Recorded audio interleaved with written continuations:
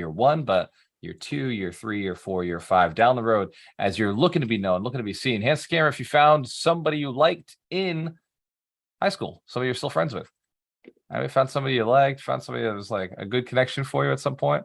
How about somebody who got you through tough times, got you through things that you were looking to learn in high school? Anybody? Have you met somebody in that? Yeah. So real estate, Vonzella is like, nope. I mean, anybody in high school. Did you go to high school, Vonzella? Were you sitting in the back of the room? You sat in the back, didn't you? You sat right in the front, huh? So there's, well, depending on the high school you went to, maybe that was a good idea. Maybe we just didn't want to connect with anybody. Let's give everybody who's made it a big round of applause. Today's training is a very valuable type of real estate investing. It's unique. It's not something that everybody knows how to do. So for the people who do know how to do it, it gives you an unfair advantage. Hence, Cam, if you know you need an unfair advantage in a real estate market like this. This is not a normal real estate market. This is a seller's market with inflation, plus with high interest rates. Wow. Talk about a lot of things going against you, like seemingly. But high interest rates don't affect real estate investors. We don't mind. And inflation, well, that actually creates a lot of opportunity for everybody who owns real estate. Who here currently owns a bunch of real estate and has made a lot of money because of inflation? Everybody notice that, yeah, your real estate's gone way up thanks to inflation. And then that component, that recession thing, that little thing that they keep talking about, oh, we're in a recession, oh, it's tough times. Well, just write this little thing down. More millionaires are built in recessions than any other time. And that is because there's blood in the streets.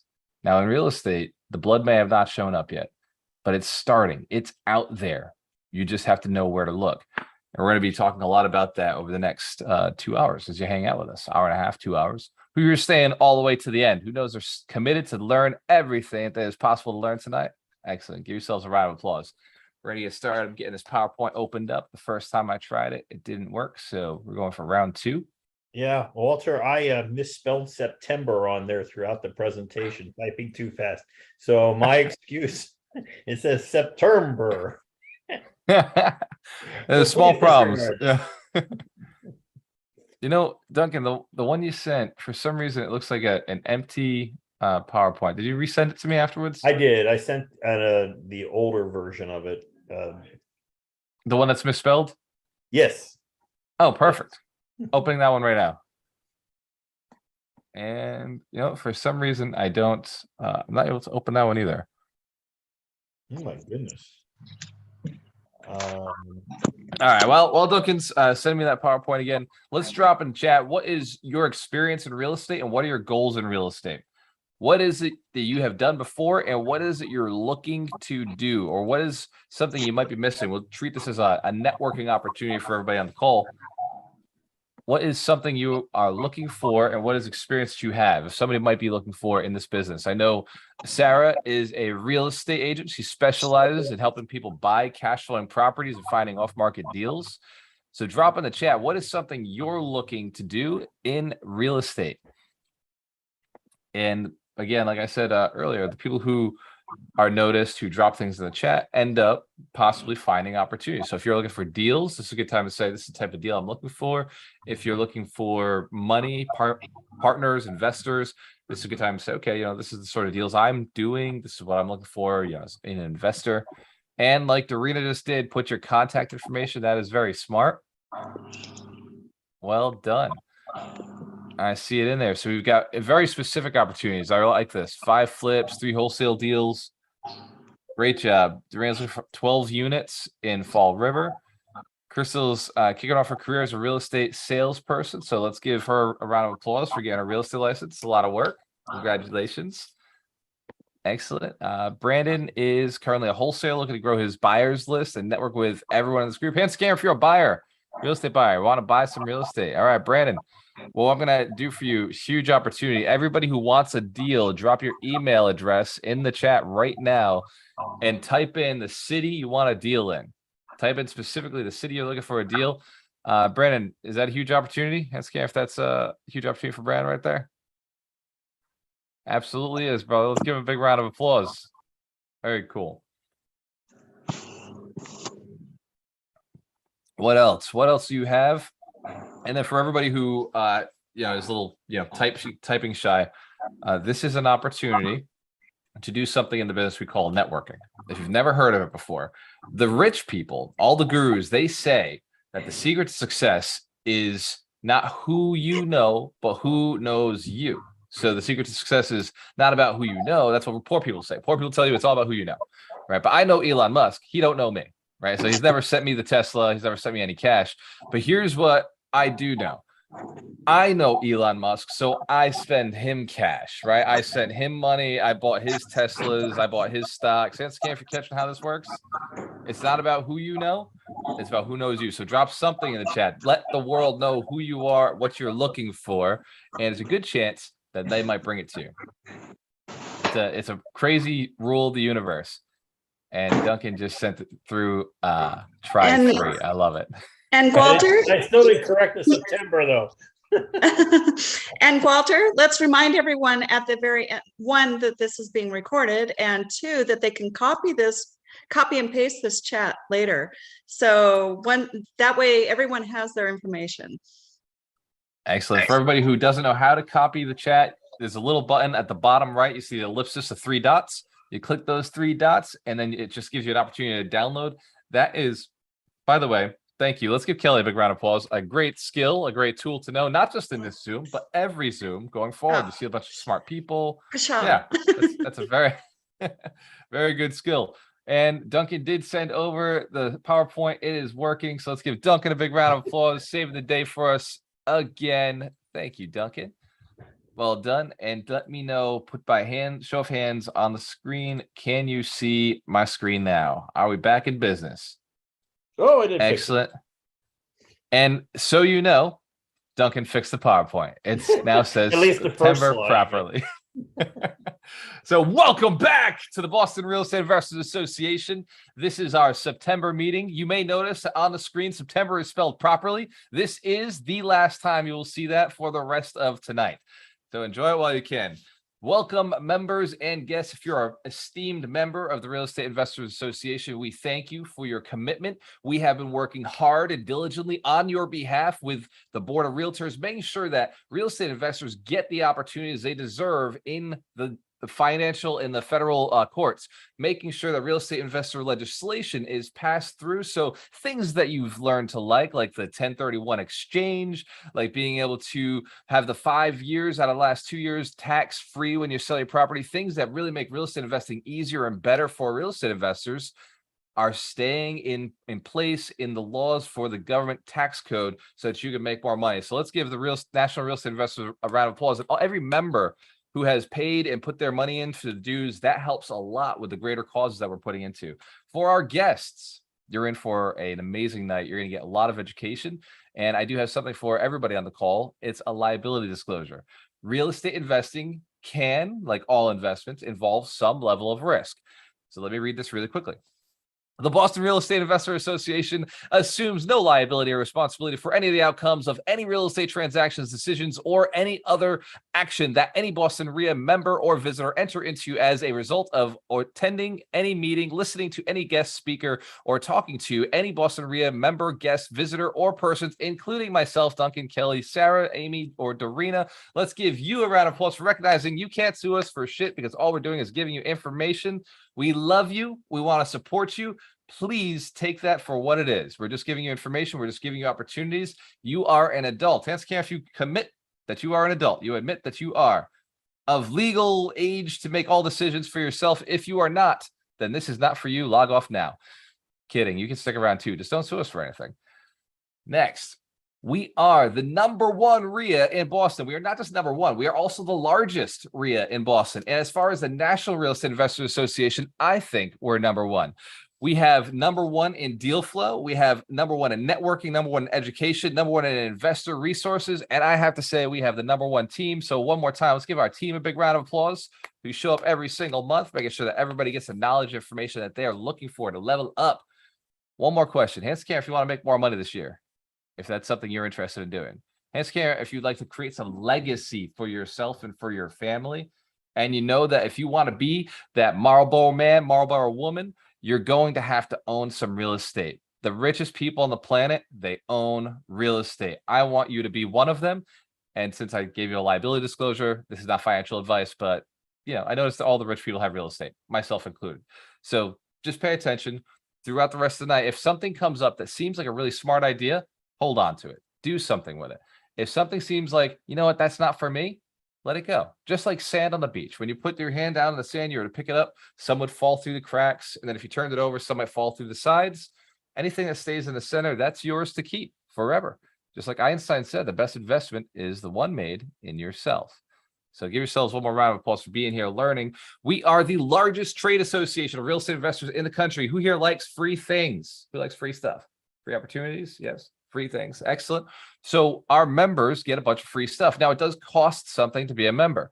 But like I mentioned earlier, all that dollars that get donated to the national REIA, the Boston REIA, get put into our big fund, which goes out and fights for legislation for real estate investors. It also gets us some really cool swag. Some things like free discounts at Home Depot, Equity Trust, Office Depot, Rent Perfect, Real Protect. Hands can if you've recognized some of these logos. You've heard of some of them. If you haven't, hang with us long enough, you'll be using all of them. Here are some of our local partners. Here is the money. Who mentioned they wanted money? Any show of hands, you wanted money, access to capital? Well, these are the guys and gals who have access to capital. They're what we call hard money lenders. They're attorneys. Who knows that you might need to borrow other people's money to be successful in real estate? It's something called OPM. Who's heard of this before? OPM, you know what it stands for? Drop it in the chat. What is OPM? If you know what it is, be the first to type it down. What is OPM? In the chat. And Dorina, if you get a chance, you mind grabbing some H2O? I seem to have run out, and it's like all the way down those stairs. Thank you. Other people's money. Let's give Navi, Dorina, Janice, and Lewis a big round of applause for dropping in the chat. Very smart group of people. OPM, if you've never heard of it, stands for other people's money. Other people's money. And so these vendors, they're actually able to give you loans in short periods of time. We're talking 12 days, 14 days, 30 days, 45 days with, wait for it, no income verification. All they need to do is know that the property makes sense. Hence, if you know these are smart real estate investors. If they won't give you money, you shouldn't do the deal. So these are very good investors. So you want to be using them as a resource, and to borrow money from them in the beginning when you don't have money makes a lot of sense. Here's the only reason that somebody might not invest with a hard money lender. They're already rich. They already got a ton of money, and they don't need to borrow other people's money. Hence, if you recognize that's true, right? If you already got the money, you're not going to borrow the money. Even then, I still use hard money lenders. I still use attorneys on every single deal because I'm rich and my money is all invested in other things. So it still, to me, makes sense to use other people's money. Do we have any of our vendors in the room today? Anyone who could pop up? I don't see anyone, but if one of them does jump in, I'd love to have them talk a little bit about, how the value of getting that money. Moving forward, we have something cool, something free for you tonight, which we offer to only special people. I'm kidding. We only offer to people who show up to the event. So go to www.bostonrealestateinvestorsassociation.com. You can see it on your screen down here. And when you get there, you're going to sign up for the Boston Real Estate Investors newsletter. If you're one of those people who doesn't like getting emails, I apologize. We put our best stuff in emails. So you're going to get access to deals. You're going to get access to information that's happening currently relevant to you in the Boston market and across the country in the national level. Because real estate is a moving game, you need to keep aware of things that are happening, and having access to deals, like we talked about earlier, is really important. So go to bostonrealestateinvestorsassociation.com, put in your name and email, and you're going to get access to our newsletter. Everybody has this on the screen. Has already typed it in. Got it? Mm-hmm. Excellent. And for those of us who are like terrible typing, misspelling stuff, can somebody drop it in the chat so it's easy for, you just drop the link. And whoever drops in the link in the chat, you got to put the HTTPS : and then the www. All the letters, BostonRealEstateInvestorsAssociation.com. Boom. Let's give it up to Cass. Let's give Cass a big round of applause. Thank you so much for helping us out. Much appreciation. Yeah. Next slide. This fancy guy on screen is doing something really cool. So who here has never heard of the 100 Millionaires Summit? Who has never heard of it before? Yes, if your hands aren't going up, it's probably because you never heard of it. So hands to the camera if you have heard of the 100 Millionaires Summit before. You know what it is. Awesome, excellent. So the 100 Millionaires Summit is designed to do one thing. It's designed to get you to be really, really smart in real estate and also put you in a room full of really smart real estate investors. In fact, there'll be over 100 millionaires in the room. Who's heard the saying that you should get around people you want to be like? Who's heard that? You're the average of your 5 closest friends. Here's what I'll tell you. Weird scenario. When you put 100 people in the room that are all millionaires, they seem to look and act a lot like everybody else in the room. If it was just like 1 or 2 guys or gals on stage, it'd be different. They'd be standing up on a podium. The guys and gals on stage are multimillionaires. So see how this event is a little different. We got the multimillionaires on stage, and in the room, we'll have 100 millionaires. Now, I have invited over 1,000 people, and I expect to get somewhere close to that, but I can't fit all 1,000 in the room. The room's only going to fit 850 because of COVID regulations, and they were like, shrinking the room on me a little bit. The room stayed the same size. In fact, you just get a little more space. Answer, Karen, if that's cool, you like your breathing space? Cool. You can wear a mask, but you don't have to because it's in Florida. I know you don't have to everywhere else in the country. It's fine. The 100 Millionaire Summit is something that through negotiation with Duncan and Kelly, they said, what is something you could give away to the Boston REIA for all the things that you've gained from the Boston REIA, which, by the way, I've raised millions of dollars through our community, our network. I've found millions of dollars worth of deals through our community and through Boston REIA, my association with being here. And so I said, well, what I could do is I could give away 10 tickets to the 100 Millionaire Summit. But the only way I'm going to give away those 10 tickets is if somebody becomes a member of the Boston REIA tonight. And that's, an interesting concept, right? Because that's involving a commitment that's a year long. Who here knows a year-long commitment to the Boston REIA is probably not a bad idea? You're probably going to get a lot of access to a lot of really cool things. I know. At least, if you decide you don't want to be a part of the Boston REIA, you could always just not show up. But then again, you'd miss out on great opportunities every single month. We do events on the weekends. And there's something really cool before we jump into the next part. Something really cool that is that I've started. Who here again knows that we're in a recession? Has heard of this recession? Yes. There's something I started called the Recession Proof Challenge, and it's a 30-day challenge. I'm going to start it. It starts today, September 1st, and so it goes from September 1st all the way to the end of September. The reason I'm doing it now is because the summit is in October. I want to make sure everybody who's at the summit is in a position to have a conversation with a millionaire. Is recession proof, has a business start, has at least plans to be locking down some real estate so that they can need some of that capital. Or if you already have capital, I'm going to have a lot of people like the other people in this room who are going to be doing deals and finding deals in the room who might be in a position to invest. So over the next 30 days, we're going to make sure that everybody in that room has what I believe is very important, 100 of the right people in their network. Who here has noticed they haven't been very good at networking the last 2 years? It's been a little bit of a struggle. Yes. We're going to kickstart that network. Over the next 30 days, we're going to kickstart the network. We're going to drive you into hyper gear. This way, when you get out at the summit, you already know what you're doing. You know who you're looking for. Because like Uncle Grant Cardone, Uncle G says, who has your money? Who knows Uncle G? Sort of the big Cardone. All right. Yeah. So he has a saying. It's all right, Janice. Don't worry. He's just an old guy who, talks about real estate and does TikToks. So, he's really cool. He's also a billionaire, so you'll know him eventually. If you haven't seen him yet, now that I've said him on your phone, your device, you're going to see all your stuff. So, Grant Cardone, he runs the 10X program, 10X Growth Conference. I go there every single year because it's a great place to meet a lot of really cool people. So he says it. Who has your money? We're going to show you how to identify who actually has your money in this business so that you can, over the next 30 days, find more of them. I'm going to show you how to find them. I'm going to show you where they are. I'm going to show you the action steps to actually go out and reach them. Here's what I will guarantee you. It'll make you uncomfortable as hell. Hands can if you were in the Recession Proof Challenge last month. You did it last month with us? Or my participants? I know Victor was there. Amy was there. Dorita was there. Awesome. Was it uncomfortable? Hands can if it was uncomfortable. He did some stuff that you were not used to. Victor says no. I'll give Victor a big round of applause. He's a badass. Man. Absolutely true. And I see him at all of our calls. So I know he's out there hustling, he's out there grinding. What we did in that last 30 days was amazing. There was a lot of change, transformation. People are really getting successful. They're doing deals. What we're going to do this month is even better because I had a whole month of beta testing. We put this thing together pretty quick a couple of months ago, and we went through it. And the recession proof challenge made people recession proof, gave them access to capital, gave them access to deals, gave them access to people who can do deals for them. And it's changed the way a lot of people have focused and operated. We put 70 people through this program last month. My goal is to put 100. So what I told Duncan tonight, I was like, if everybody is on this call interested in becoming recession proof, we'll give it away for $97 tonight only, because today is day one. Hands care if you know this is something you're interested in. And this is what I'll tell you. Look, you can tell me you don't like that I'm bald. You can tell me you don't like that I'm white.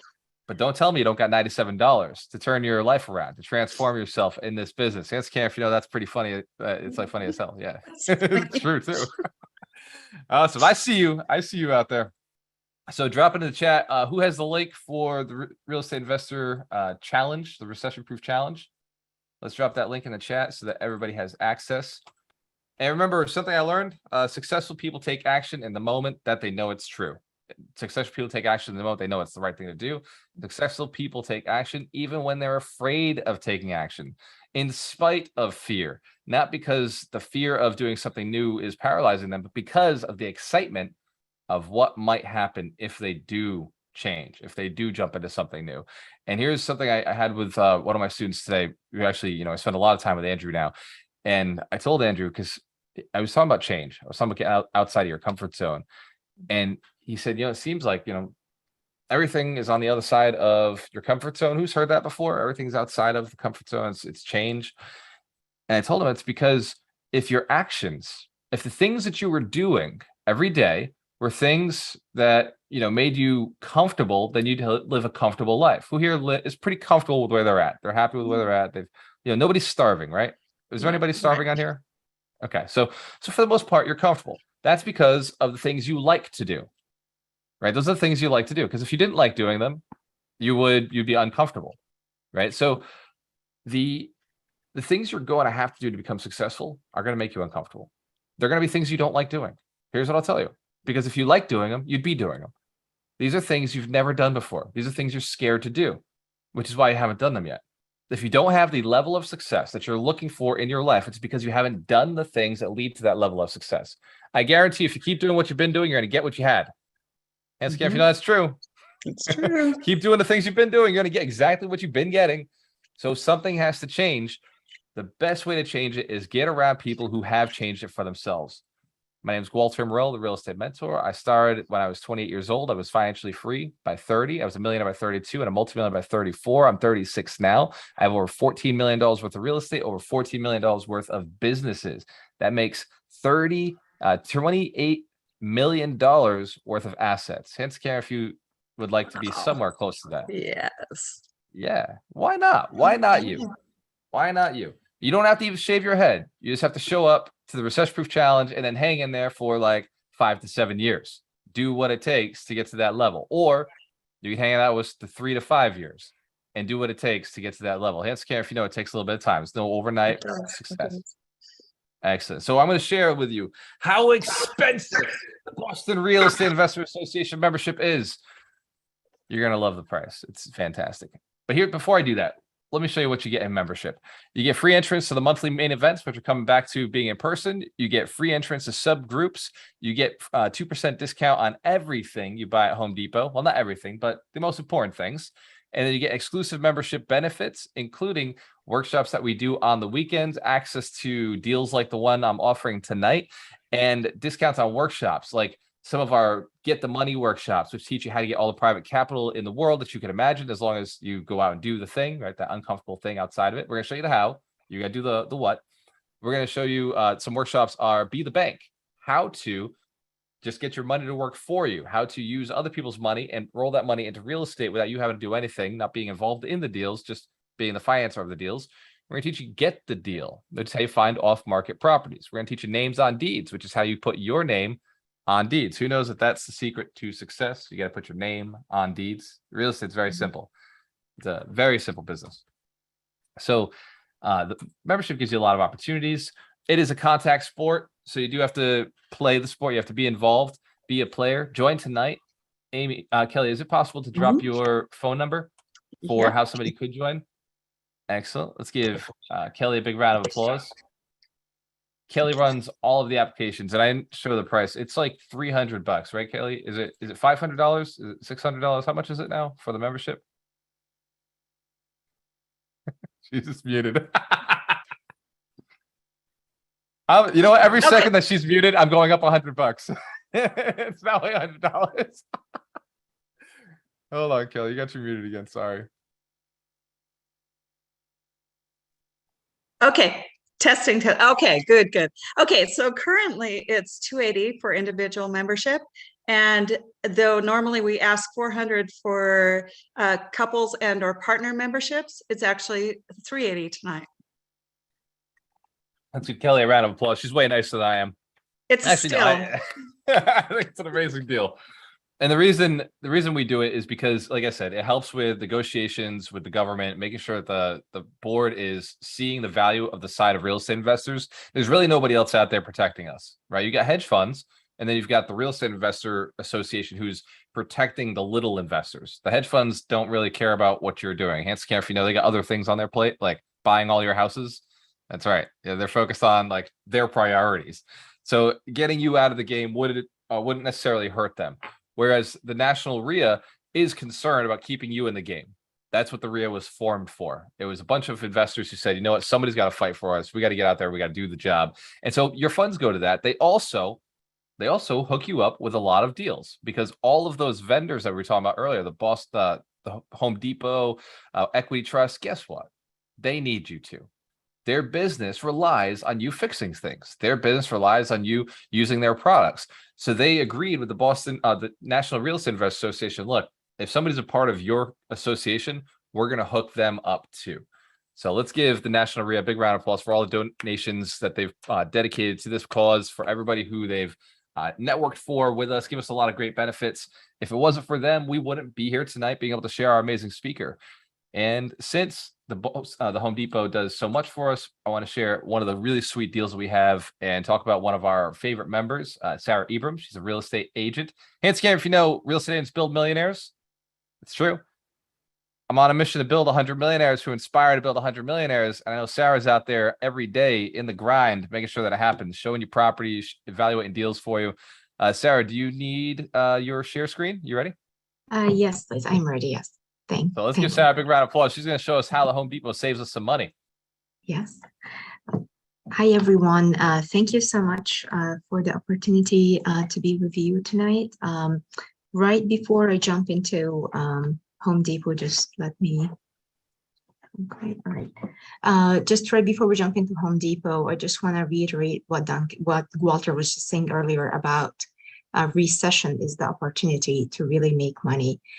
We absolutely see this every single day. Basically, numbers and statistics have shown that real estate is the safest investment. In the beginning of the year, stock market has gone down drastically. Real estate didn't. And when people think of real estate, they think of it as a shelter. So you buy stocks, you just hope they go up, or you're taking a chance. But with home, you're living in them, or you're cash flowing on them, or you're benefiting from them. So it's absolutely, this is the time to buy. And if you're an investor, even if you're a regular buyer, retail buyer, like this past week alone, I got 2 deals, one for investor, one for a retail buyer. I still put over asking for the retail buyer, and I was able to negotiate under asking for the investor, even though it was drastically had that price drop. So buyers are out there. So don't let recession scares you. We all know that all that craziness that was going on, someone buys the house like in 2020 and then for 500 and turn it around for 650 in a year and a half is not going to last forever. But we're not going to have like 2008 is not going to happen again. It's just the numbers are not there. So this is your chance. Go out, kill it. Happy to help you if you need me. If you don't, fantastic. Just go and crush it. I can help with residential real estate, commercial, retail space, land, anything. And as far as Home Depot, let me share my screen. Show us the deal, Sarah. Yes. Can you see my screen right now? Yes, good. All right. So another reason, awesome. Another reason why you should sign up tonight to become a member of the Boston REIA, not just because you're getting a fantastic 100 Millionaire Summit with Walter, but also you get access to all of these benefits that Duncan and Kelly always make sure to bundle it up for us. Home Depot is one of them. And if you just go to Home Depot, you're going to get some discounts. But if you go to Home Depot through us, you're actually going to get more discounts that is not available for the regular, Home Depot clients. And that's because Duncan and Kelly negotiated deals with them specifically, exclusively just for us, for our members, I mean. So, so our members get 2% rebate biannually on all purchases, not some of them, all of them. So anything you buy, it goes automatically to the 2%. The only caveat to that is the $5,000 minimum spend per period. So they have a specific period, 2 periods a year. So January 1st until June 30th, and then July 1st until the end of the year. If you spend a minimum of $5,000 each year, you qualify for that 2%. There is no maximum. You can spend millions of dollars in there and get rebate on them. But it's basically you get the rebates come to you in the form of a gift card. If it's under $1,000, 1,000 or more comes to you in the form of a check. How it works, they mail it to you within 60 days from the closing from the closing date of each period. So always make sure your mailing address is updated with Home Depot. Also, our members start at the gold tier.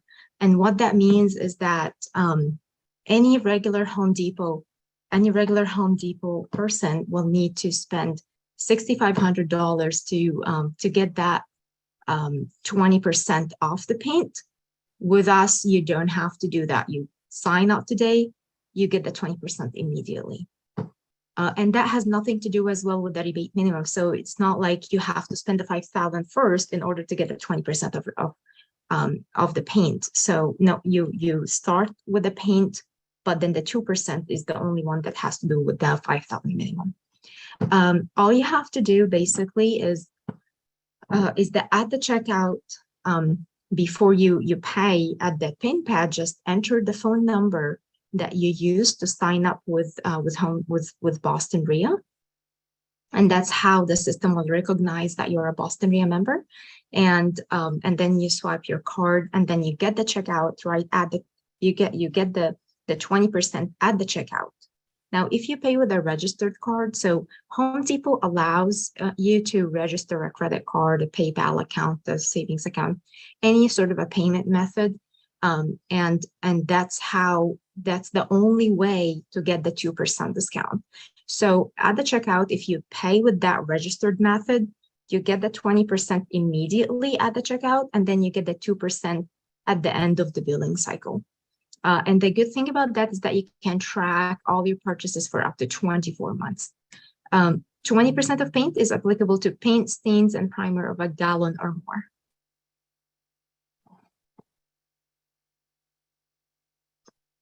Also, our members only can get up to 20% off select Hampton Bay kitchen and bath cabinets if you purchase 10 or more cabinets in a single transaction. And how it works is that you get 10% from us, from National REIA, and 10% from Home Depot.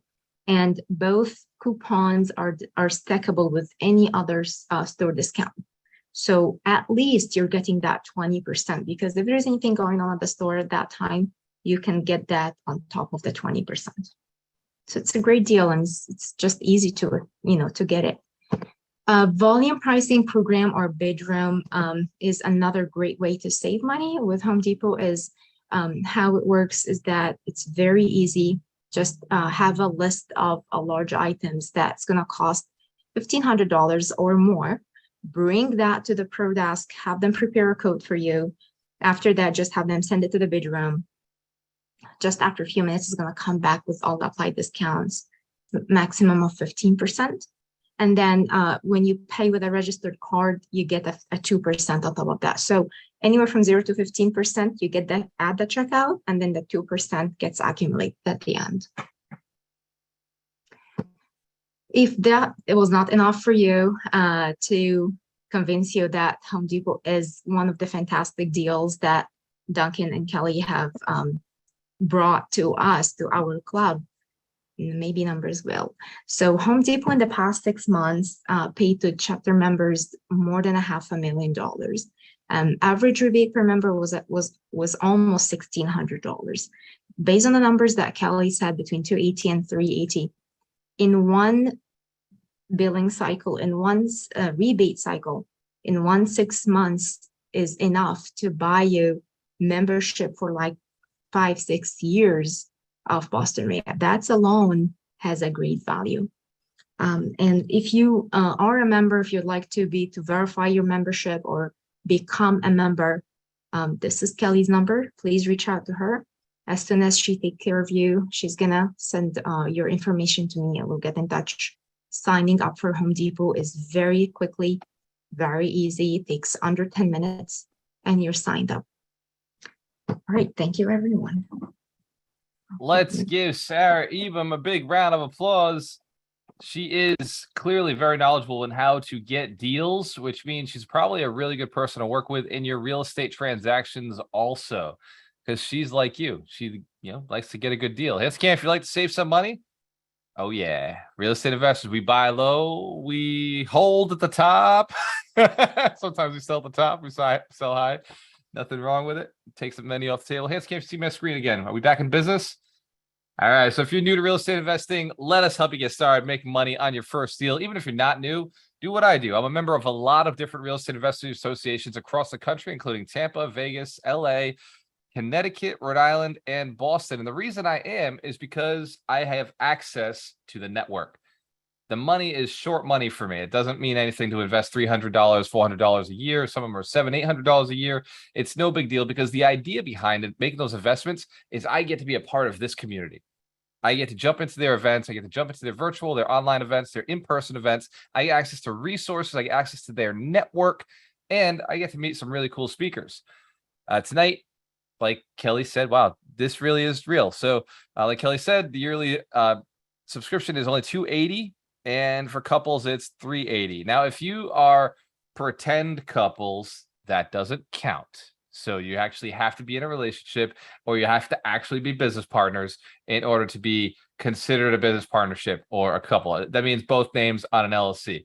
Louis, Antonio, the fact you're both in the same window, I approve. You get away with that one. Hands can if you understand, like they're in the same window, they're probably in a relationship of some sort.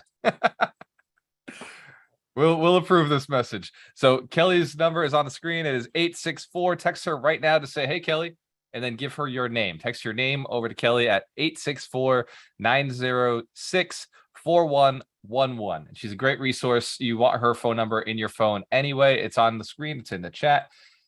Without further ado, I'm going to give you the man, the myth, the legend, note buying with Patrick Franz. If you don't know what note buying is, you are so lucky to be on tonight. This is an opportunity for you to learn how to buy real estate with very little money. It's a way to buy real estate without ever having to see a property, without having to go out there and reconstruct and do stuff.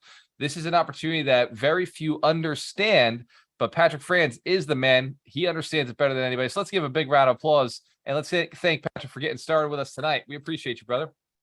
Hey, thank you guys so much. Can you hear me okay? Loud and clear. Thumbs up. I like it, man. I mean, wow, what a wonderful looking group of people that you guys have gathered. I'm just so lucky to have been invited. Thank you to Duncan, Walter. We haven't met yet, but can't wait to meet you. Thank you to the team over there. These are not easy to put together. It's an undertaking. It takes work. It can be a pain in the buns, and it's all at the end of the day well worth it. I think that Walter and I have a lot of the same thought processes behind having your network be your net worth. It's 100% true. And if you're afraid to network, you're going to have a very slow go at becoming wealthy. It's not a one-man job. It is a group effort, and you need good people around you and good support systems, the whole 9 yards. You don't get those types of people without showing up to these events, man, and getting in the mix. There's, what did they say, Walter? There's no stupid questions, only stupid answers.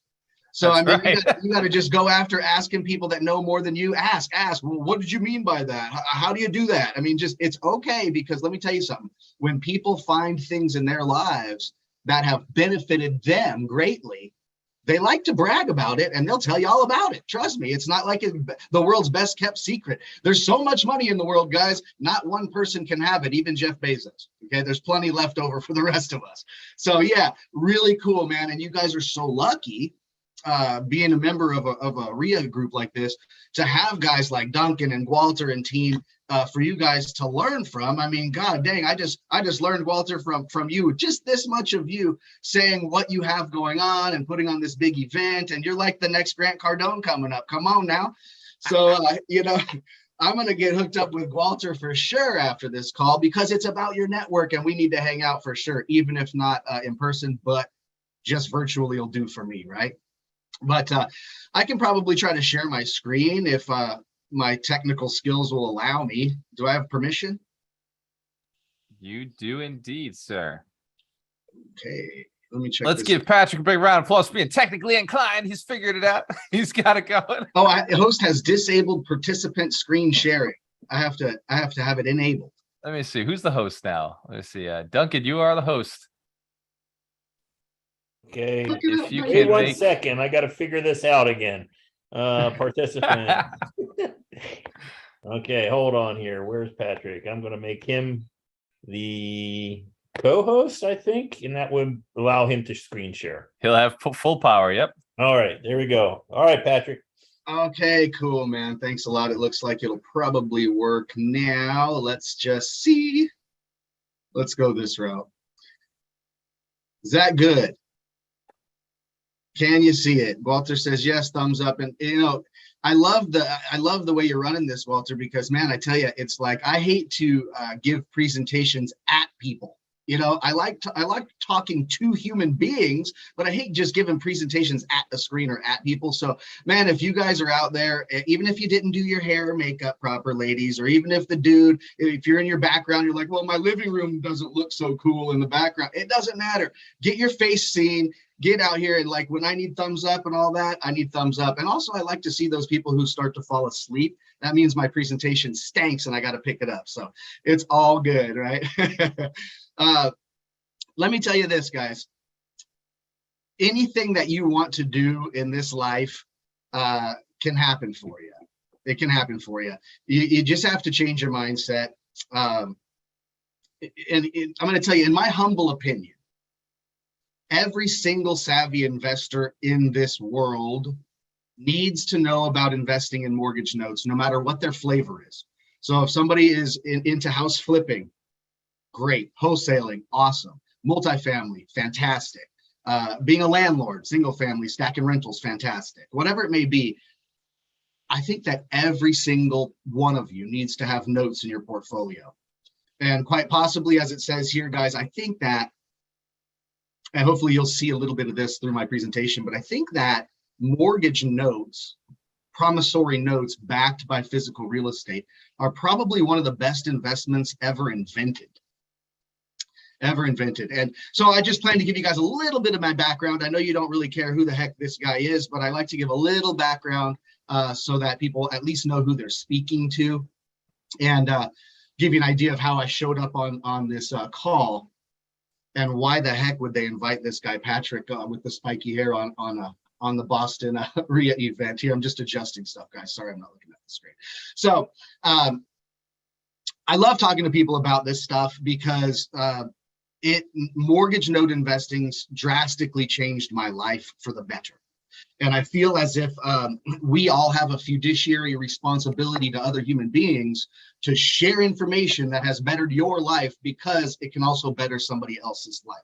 So believe me, guys, I'm not trying to sell anybody on anything here in my presentation. Don't need to. I'm not trying to convince anybody of anything. I'm not even giving really investment advice. This is just my opinions from my own life. It's who I am and it's what I've done, and hope to give you guys some inspiration.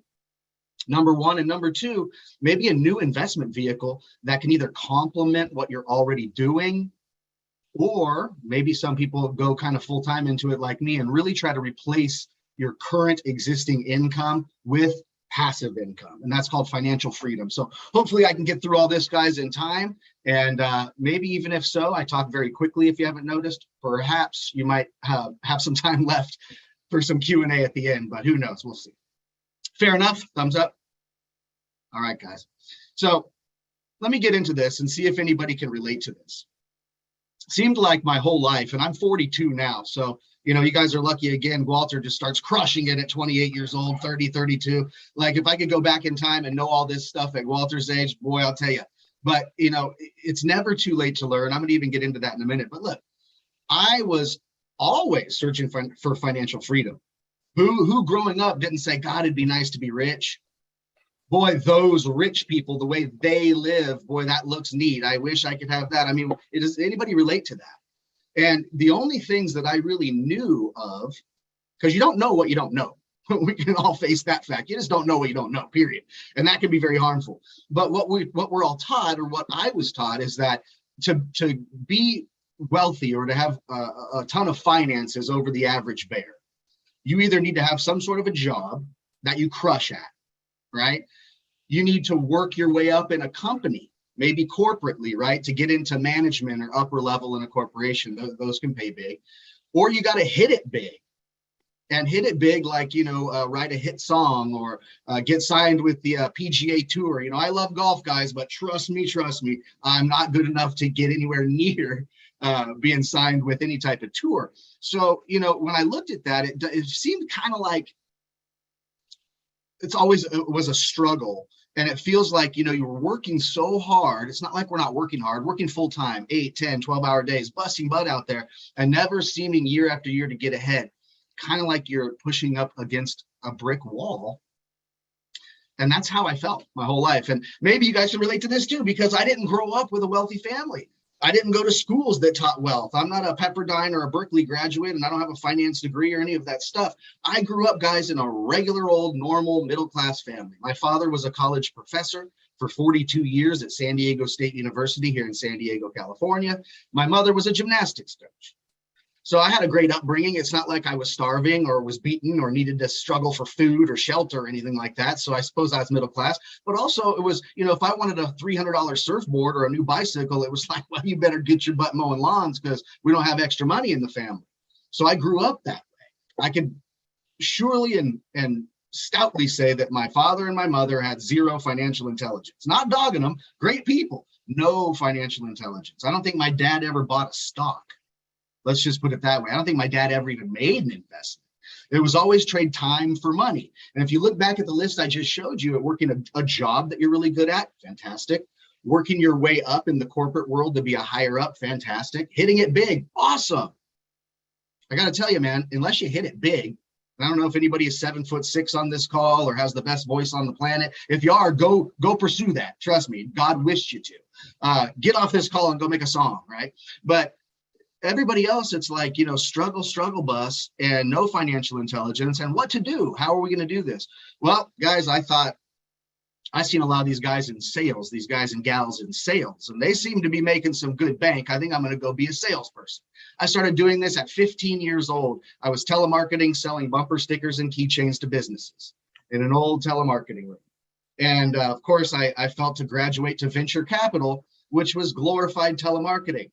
If anybody can remember the movie Boiler Room, I was in that movie, not essentially in the movie, but I was in a boiler room just like that, where it was so cliche, right? The owner came driving up wearing $3,000 suits. He had a black 355 Spider Ferrari with tan leather.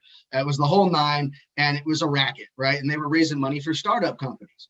That was cool, but literally you realize it was glorified telemarketing.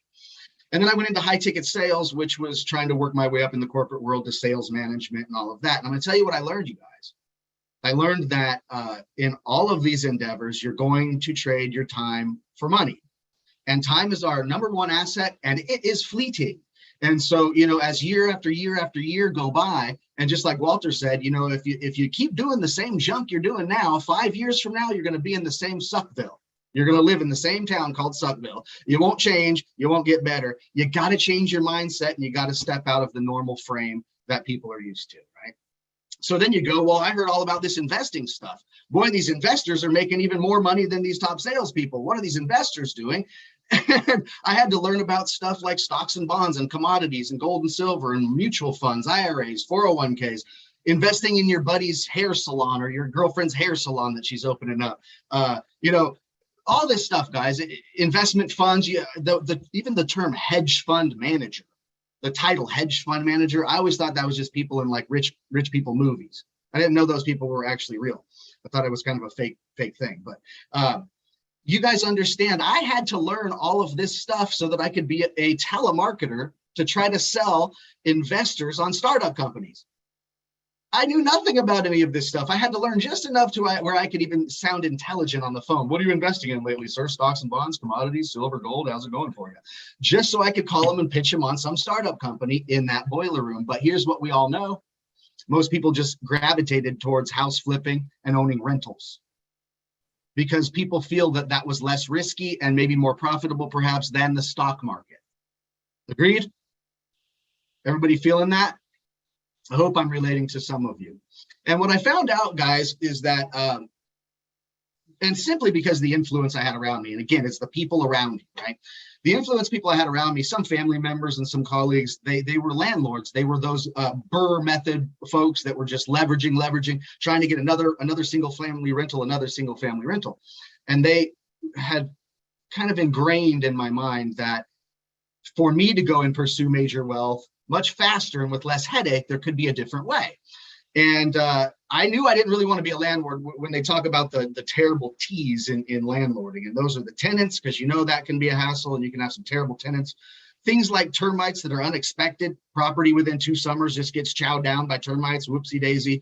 The trash that the tenants leave behind when they move out. And just troubles, guys, property taxes, insurances, liability that you have, and also major repairs like roofing and things that just smash your ROI all of a sudden. And so for these reasons, I didn't think that I was really excited about landlording, even though I thought maybe that's the path because that's what everybody else is doing. So why not jump into it? Then I was lucky enough to meet my mentor in this space in 2000. Well, I met him in 2017, but started to really latch onto him in 2018. And when I say, guys, you find somebody like Walter who's willing to give you his time and his pointers and his nuggets and keep you out of trouble by saying, no, don't go down that road. I already went down that road and make mistakes. You probably don't want to do that road. It is the most important possible way you can get wealthy fast, is following a mentor and getting somebody that you can offer some value to that doesn't get annoyed by you calling them every 4 hours to ask more questions. But I did bother my mentor, and for good reason, because he told me about mortgage notes. And I, of course, went, well, what is a mortgage note, right? Had no clue, literally deer in headlights, no idea what you're talking about. Although I had been a homeowner. I had signed a mortgage note before, and I was paying on a mortgage note, but I didn't know quite what a mortgage note was in the essence of being a note investor. And here's what he said to me. He said, you know those other investments we can talk about, like the ones I showed you on the slide a bit ago, guys, where it's like gold and silver, stock market. These days we could throw crypto in there. IRAs, 401ks, CD accounts, savings accounts, even rental properties. It's tough to find these 3 things so solid as they are in note investing. And so we call these the big 3. And when he told me this, guys, I obviously thought, well, this has got to be too good to be true. This is too good to be true. It's got to be. And you tell me, guys, there's an investment that provides you security. And when we're investors, we look at risk versus reward, right? The reason why some people don't invest big money into crypto, the reason why people try to stay away from the stock market and things like that is they're like, well, you never know. I could lose half my wealth in a week. You know, and so safety factor is huge. Well, notes are secured by physical real estate that's usually worth well more than what you've invested. The second thing, yeah, there he goes. The second thing is yield.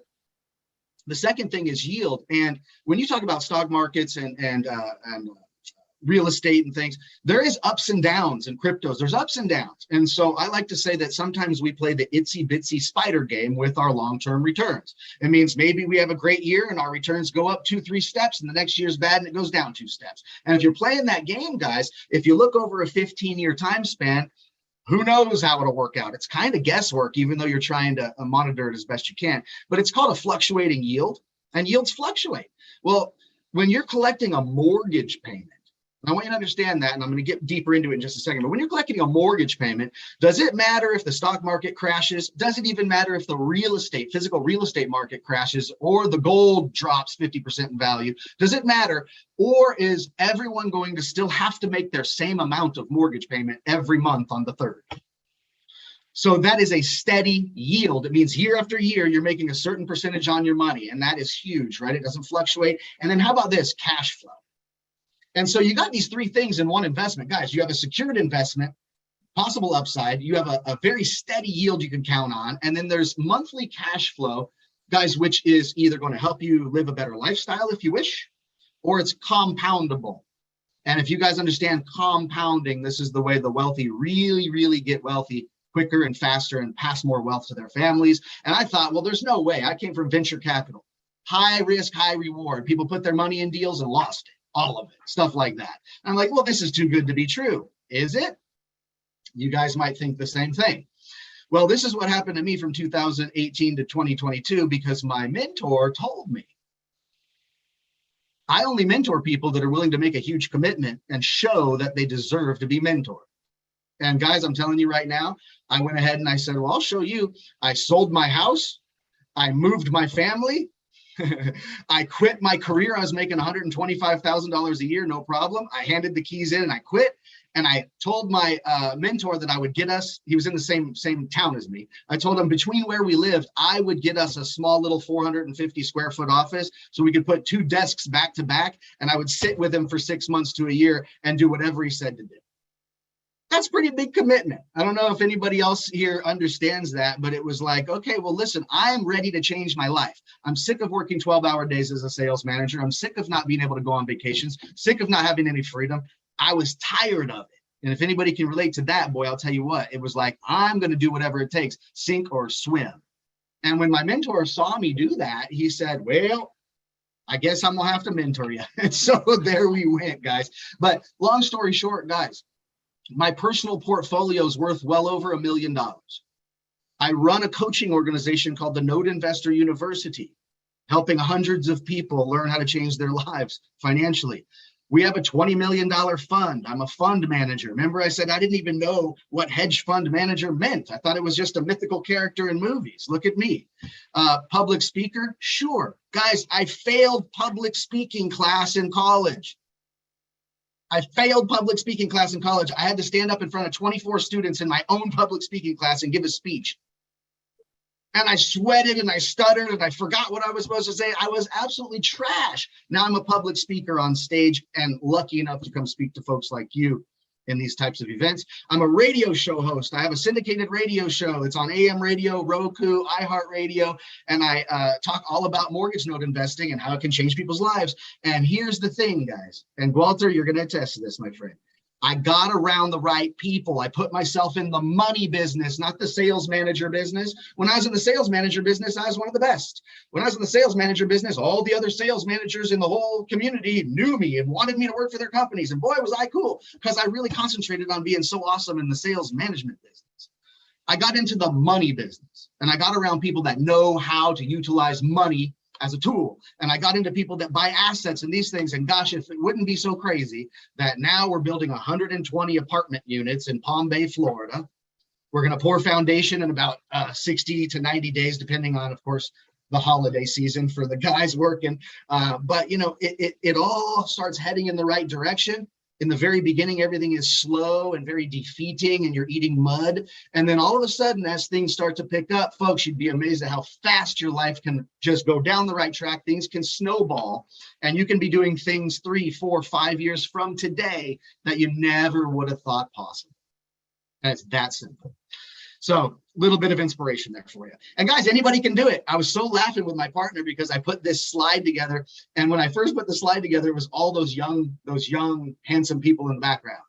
And I thought, well, that's not fair. I'm saying anybody can alter their lives. Listen, my partner, my mentor, had 36 years of real estate investing experience, guys. Okay, guys and gals. He had done everything from owning Century 21 firms, flipped over 100 houses, sold over 3,500 houses as a real estate agent. You name it, he did it. And he only found out about note investing, that it even existed, when he was 60 years old. He's 69 years old today. He's only known about notes for 9 years, and he has completely transformed his financial future for the rest of his life and what he's going to be able to leave as a legacy to his kids and grandkids. He started when he was 60. So trust me, it ain't too late to get into this, and it's not too late to change your life no matter what direction you guys want to head. Now, that's the boring stuff. Thanks for listening to my background, but that's why, guys, I'm invited to speak to people like you in these type of events, because I have a real passion, if you can't tell, for helping people just like Walter. No one deserves to be broke. Not in today's standards. There's too much money flying around, guys. They're printing it like it's monopoly money. Just got to put a bucket out and catch some of that rain, you hear? So here's how I'm going to get into it, guys. I'm going to just give, for most of you who may not even know about mortgage note investing at all, I'm going to give you guys a little bit of basics. People like Walter or professionals that are seasoned, some of this may just be reminders, but everybody knows about real estate. Let's just start there. Real simple, right? We're at a REIA event, for crying out loud. If you don't know about real estate, you need to keep coming to these meetings. When you guys buy a house with cash, you're going to go buy a house, whether it's for your house to live in or you're going to buy it as a rental property, whatever it may be. If you buy a house with cash, you just have to bring the cash. And they bring this thing called a deed and the keys. And it's crazy. You hand them the cash, and then they have you sign this deed, and then you get the keys. That's pretty simple. Is that about right? Anybody ever bought a house with cash or seen somebody buy? It's a pretty simple process, isn't it? I see Kelly. Yes, yes, yes. Hand the cash, get the keys, your house, done. I don't know tons and tons of people, not in my world, especially the way I grew up, guys. I don't know a lot of people buying houses with cash. At least I haven't until now. Okay, so normally when you buy a house with financing, like most of us, you're going to have to get what's called a promissory note put in place. And that's what that is, a promissory note. And you get one of these when you buy something with financing, even a car, a yacht, a plane, anything you buy with financing, you're going to fill out a promissory note. But in today's standard, we're going to be talking about promissory notes that are backed by single family homes, which is right in everybody's wheelhouse. But it's just a written IOU. That's all a note is. Note for short. It's really a promissory note. When we say note investing, we're talking about buying a promissory note. Okay. And what is a promissory note? A promissory note is simply a document that lays out the terms for the monies borrowed. So this is the bank and you making a contract, and the bank's going to go, okay, guys, you have a certain number of months to pay this money back. Here's the interest we're going to charge you. There's a certain monthly payment you're going to have to pay us on a certain due date. If you pay it late, we're going to charge you penalties. Maybe they put prepayment penalties language in there or whatever. And the bank or the lender is just saying, look, these are the terms in which you are to pay the money back that you've borrowed. It's a written IOU. Simple as that. All good?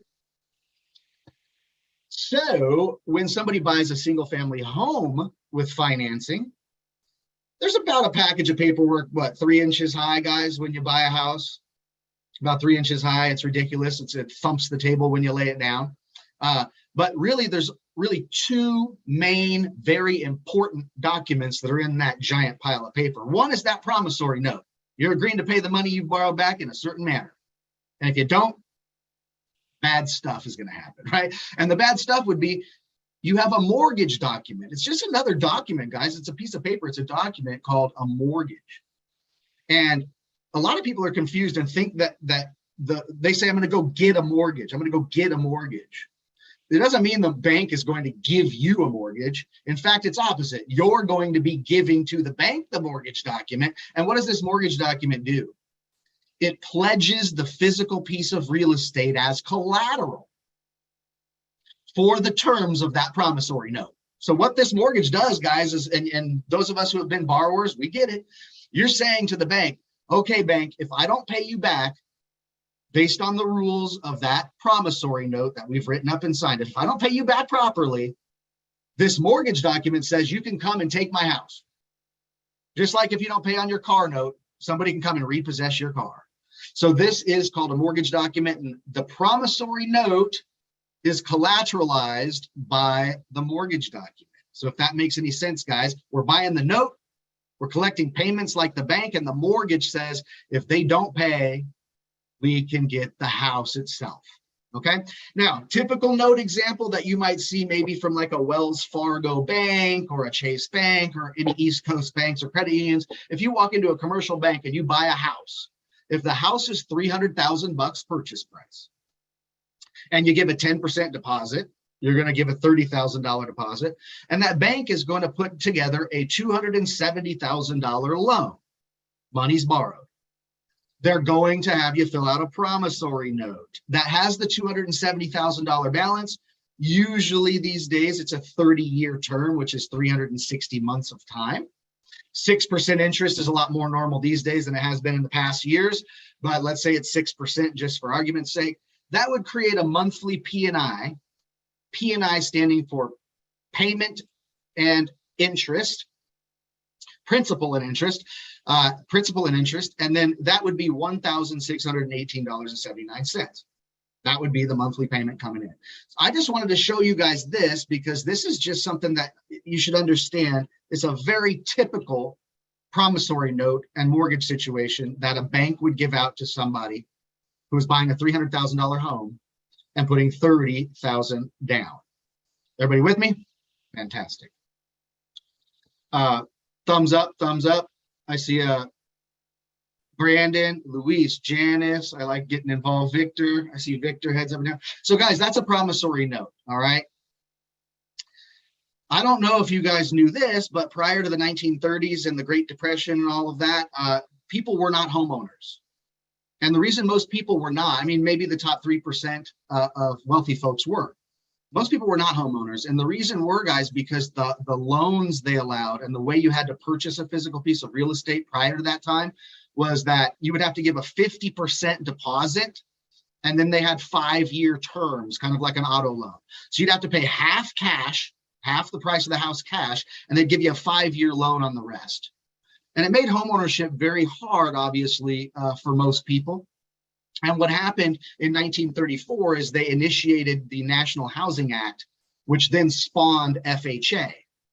And what they did this for is, guys, to make homeownership possible for low and middle income borrowers. And how did they do that? Well, of course, you guys know. They said, hey, you can buy a house and you can just give 3.5% down as a deposit. And heck, we'll give you a 30-year term, a 30-year term on that mortgage loan. And by stretching out the balance that far, it obviously created a monthly payment that fit into most lower income or middle income monthly wheelhouse as far as their affordability. And I don't know if you guys know, but right about then, maybe even getting into the 40s or 50s, they came out with this thing called the American Dream. And they made all of this, guys, of course, seem like it was just for us. And was it? Yes. Did it make an opportunity for people to be homeowners? Absolutely. Did it change the scope of the American housing market, how people live? Yes. That's why they came up with the American Dream. And then I give you a little bit of rascal on that to say it was for them too. Bankers and these financial institutions are not stupid idiots. They're some of the best people at making money, right? And so what they did, guys, they said, hey, the American Dream says, if you're not keeping up with the Joneses, if you don't have a big old house that you can't afford, and then they started making those big fancy cars, right, guys? In the 40s and in the 50s, the biggest, fanciest, most heavy cars with the biggest engines and the chrome, and oh boy, they were sure shiny. And everybody wanted one. Everybody wants a house of their own, picket fence, all of that, and everybody wants a big, shiny car, okay? Well, we had now people rushing into the banks to say, hey, I want this big house, and hey, I want this big car, but I don't have the money to buy it in cash. So guess who I need on my side? The bank. So great plan, helps people, but also helps the bank, right? They created something in these mortgage loans called amortization. I don't know if you've ever heard that term or know what it really means. Most people are kind of dumbfounded by this amortization when they buy their first home. And they borrow $300,000 to buy a house. And all of a sudden, they've been paying their mortgage payment on time for the last 4 or 5 years. And they realize their balance they owe has not gone down for squat. They're going, where'd all this money I've paid? Where did it go, right? Well, this is called amortization, something the banks created. And let me tell you how smart it was. They decided, these banks, that if they were going to hook us up, the natural public, and let us get these loans to buy these big houses, they're going to hook us up. Well, they're going to hook themselves up too. And amortization said that they were packing these loans with front-end profit. The bank said, if we give you a loan, we want all of our profit up front. And here's how they did it with a fancy term called amortization. So let me give you guys an idea here with this. Same scenario that I just mentioned for you folks. $300,000 purchase price on a house. Gave $30,000 down payment, and that $270,000 was financed, 30-year term, 6% interest rate, and that was the monthly payment. Here's what's interesting about this amortization, folks. I can't get into the financial calculator and show you how this works, okay, exactly, but I can show you what happens. So understand, and I put a 5 years up in the right corner there. I just put 5 years to just take a chunk and show you what happens. So a bank loaned out $270,000. They were collecting a monthly payment of $1,618 every month. So let's do a little bit of math here, guys. If they collected for 5 years, which is 60 months time, if they collected a payment of $1,618 for 60 months, that bank had collected $97,127. $97,127. But here's what's crazy. The borrower's balance after paying 97 grand, so the borrowers paid about $100,000 to the bank in 5 years, and their balance went from 270,000 down to 251,000. Interesting the way that worked, right? Really cool for the bank, kind of sucks for us when we're the borrower, right? And the total pay down was only $18,753 from the unpaid balance that they borrowed from that bank. So although they paid 100 grand to the bank in 5 years, they only paid their balance down $18,700.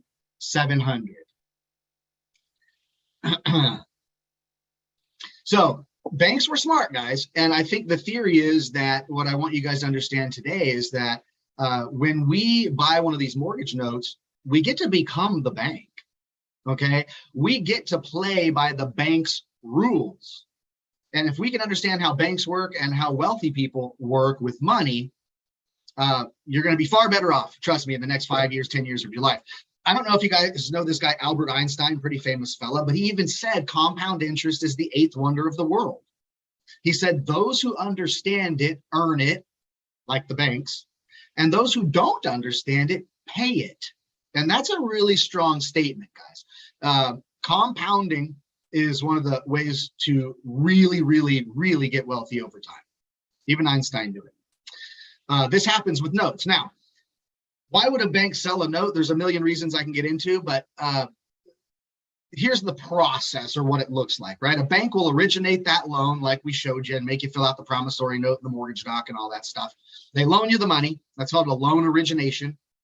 Then they'll cash flow it. Hey, example I just showed you guys was they collected payments for 5 years, let's say, okay? So they're collecting all that cash flow in the meantime. And at some point, they'll sell the loan. Sell the loan sounds odd to people that don't understand note investing, but to a borrower, guess what they call it when they sell your loan? They call it a transfer. So who in here has owned a home? If you guys give me any thumbs up, because somebody's obviously felt the brunt of this before. If anybody's ever owned a home and gotten a mortgage loan, many homeowners will attest that at some point while they owned their mortgage, they got a letter in the mail saying that their mortgage had been transferred. So it'd be like, hey, Janice, this is so-and-so from Wells Fargo, your mortgage company. We're no longer your mortgage company anymore. We've transferred it over to Bank of America. And then you'll get a letter from Bank of America saying, hey, I noticed Wells Fargo transferred your loan over to us, and now you got to pay your mortgage payment to us. Nothing changes for the borrower. Your mortgage payment doesn't change. The length of time doesn't change. The interest rate doesn't change. You just have to start making your mortgage payment to some other institution. Well, let me tell you guys, when your loan gets transferred like that, it's been sold. There's people doing note deals behind closed doors, and your mortgage was a part of someone's portfolio now. Could be another financial institution that's large, like a big bank we know, or it could be somebody like me that now owns your mortgage, okay? Now, I don't know if y'all understand the word discount. Don't let this word fool you. But these mortgage notes are sold at a discount. It just means that you're able to buy one of these mortgage notes for less than what is owed, okay? And don't let that fool you. People say, well, why would somebody take a loss? It's not that way, and I'll tell you what's happening here. There's two components of what's called the time value of money. These are very important components in the note investing world, also in other parts of finances and real estate, but in notes, it's very important. There's two components. One is the spending power of a dollar over time. And the second component is the interest earning capability of a dollar over time. And so the spending power of a dollar says that as inflation happens, 1 year from now, $1 will have less spending power in the market. It means a dollar will buy you less in the marketplace a year or 2 or 3 or 4 down the road. The second component is that a dollar bill has interest earning capability. A dollar can be put to work. And so an interesting theory is what I would tell you is if you let somebody borrow a dollar, would it be okay for them to pay you back 2 years later, just the same dollar? That would be kind of goofy, right? As an investor, I'm going to loan you a dollar as long as you pay me my dollar back within 2 years. There's no interest, there's no profit, there's no nothing. That means when you get that dollar back 2 years later, it's worth less. You just lost money. Okay.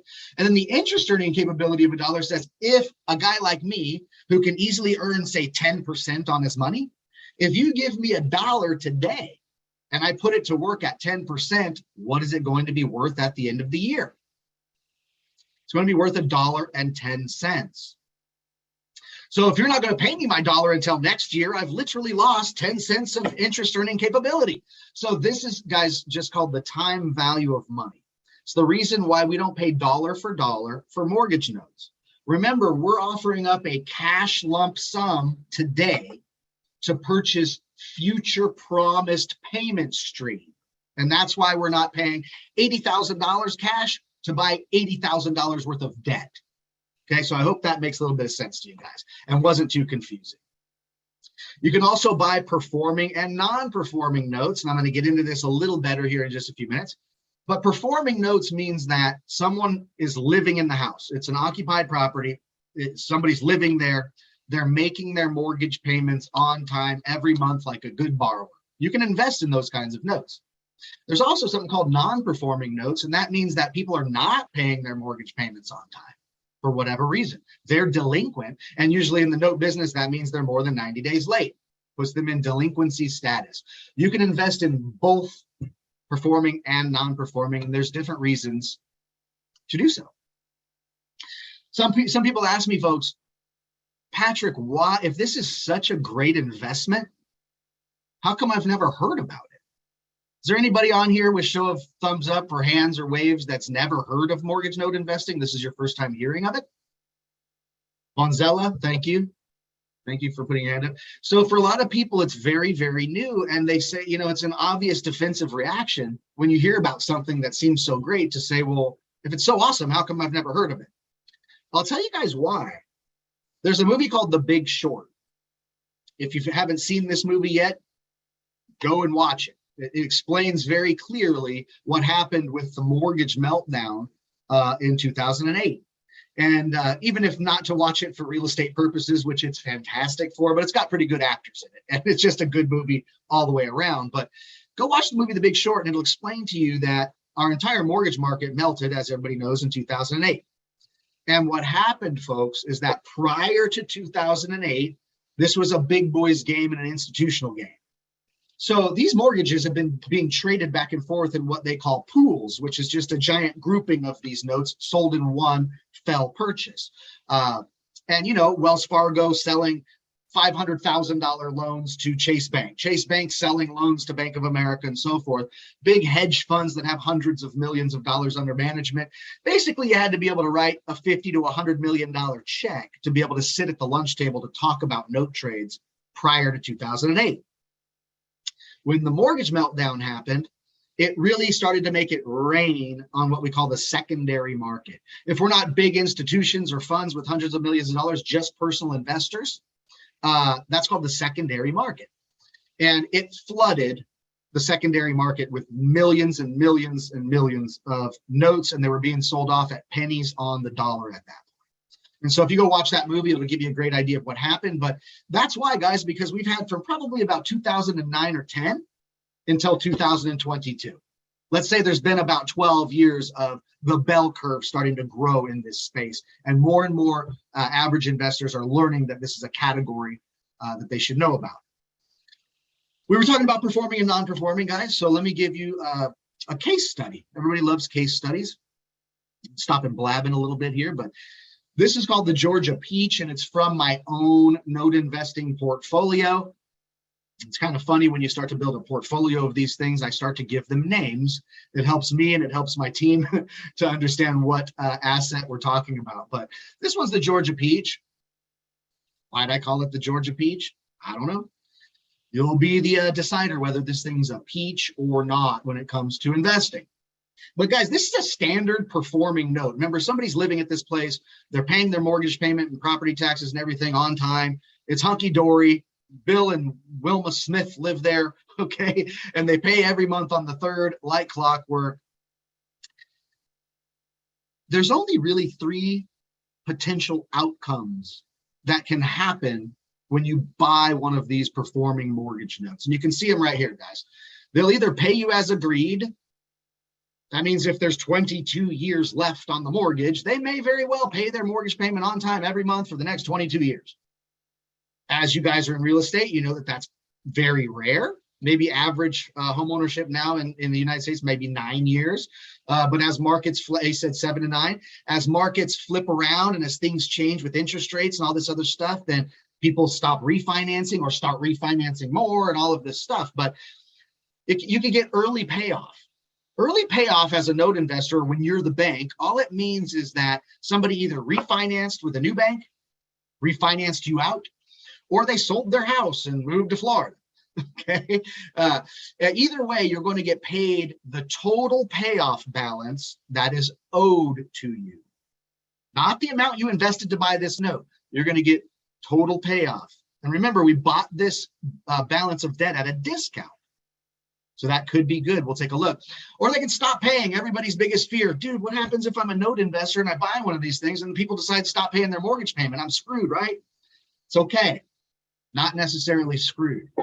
But these are the 3 things that can happen in this specific note deal, guys. And I want you to notice that this is the real case study from my portfolio. And if you look top right corner of that brochure I made, it says the balance that these people owed to the lender before I bought this note was $88,717.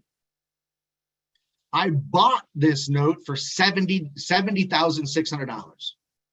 I got an $18,000 discount on the debt. So I want you guys to understand that. I invested 70 grand, and on paper, the folks owe me 88 grand.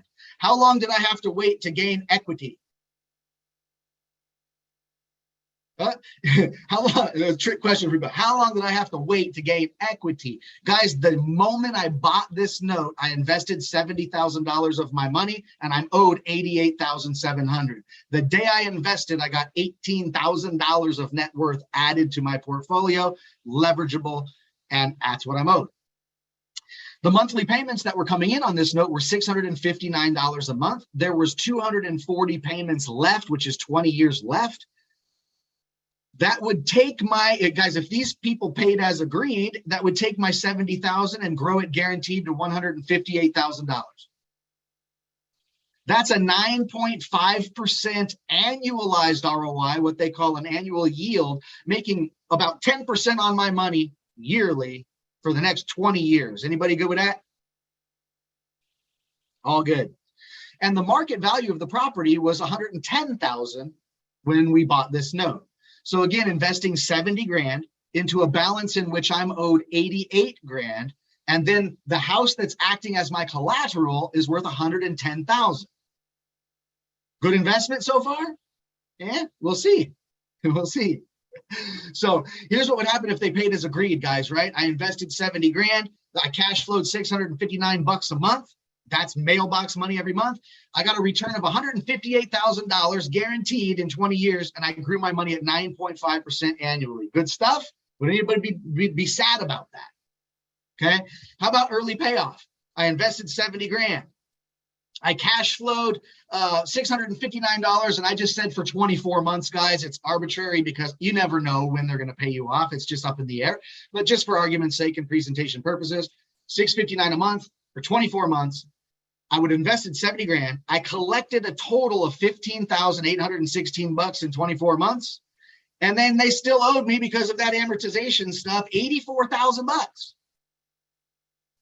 If I got paid back that $84,000 at month 25 after collecting that cash flow, does it boost my yield? Yeah, it boosted my yield to 19%.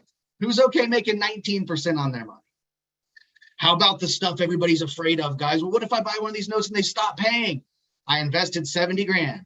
We'll say they stopped paying and went delinquent after 24 months, because we never know. So same scenario. I collected 15,816 bucks in the 24 months by way of cash flow, mailbox money. And then I even said we had to take a 12-month break to go through a judicial foreclosure, which could be the worst case scenario. And I had to actually put out 5 grand to get through the foreclosure. And it took a year, no cash flow being collected. 5 grand I had to put out to do a 12-month foreclosure. So now I've owned this asset for 36 months, but I could quick sell that property for 100 grand and sell it within 30 days to a person just like you guys that wants to own a rental property. And if I collected 15,816, and then on month 36, I collected another 100 grand, run those numbers in the financial calculator, it averages right around a 24% yield on my investment. Anybody good making 24%? It almost seems like the worst case scenarios for the borrowers are the best case scenarios for the banks. Isn't that weird? Well, we're becoming the bank. We step into the bank's shoes. We play by their rules. You're the bank, right? In this scenario. Now, if they pay us as agreed, we make 9.5% on our money yearly for 20 years. If they early pay off, in the scenario I put on paper there, we make 19.3% on our money. If they stopped paying and went delinquent, we had to foreclose, we make 24% on our money. Was it a peach? Was it a peach? And if you guys think it's a peach, then wonderful. You'll be a good fit for note investing, because this is a standard note deal that we see all the time. Nothing special. Okay. And let's see, I know I have about 20 or so minutes left if I want to leave about 10 minutes for questions. So see if I can get through this. And hopefully I'm not talking too fast for everybody. I know I can rattle through things very quickly. People's minds are already poof, right, Walter? So I just want to list, guys, here's my top 5 personally, my top 5 exit strategies when I have a performing note like the one I just explained. Number 1, I can buy and hold it. People talk about cap rates, right, when you're owning rental properties, but your cap rate gets real jacked up when you have to pay for a $17,000 roof. Okay. It's a tough situation to happen. You're like, man, I've been making cash flow, and then all of a sudden I had to pay $16,000 for a roof. Well, I'm gonna have to like keep collecting rent for 5 years to make that up. Like, what's your cap rate, right? So I can buy and hold one of these things and say, I got a 9% cap rate every single year for 20 years. I'm good with that. I can flip it and collect a spread. Here's what's a trippy thing, right? I can buy a note and I can sell it 3 weeks later. Instead of flipping a house, I can flip a note. I can flip a note. Could I have bought that note for 70 grand in the performing note that I just showed you guys? Could I have bought that note for 70 grand and turned around 3 weeks later and sold it for 78 grand and made an $8,000 spread in 3 weeks? Would I had to have lifted a hammer? Nope. Now you can flip paper. Isn't that cool? I put a meme on social media once and said, wait, this whole time I could have been flipping paper? Anyhow, You can modify to increase your yield. They call it massaging the paper. And Patrick would say, well, hold on a second. You said it's Ozzie and Harriet living there. It's a performing note. They're making their payments on time every month. They're not delinquent. Why would they look to do a loan mod? They wouldn't, unless I instigated a loan mod. It's called massaging the paper. Like, let's say I called up Walter and I said, Walter, man, listen, you know, it looks like you have 22 years left to pay this mortgage off. How would you like to own your house in 15 years instead? Would you like to own your house in 15 years rather than 22?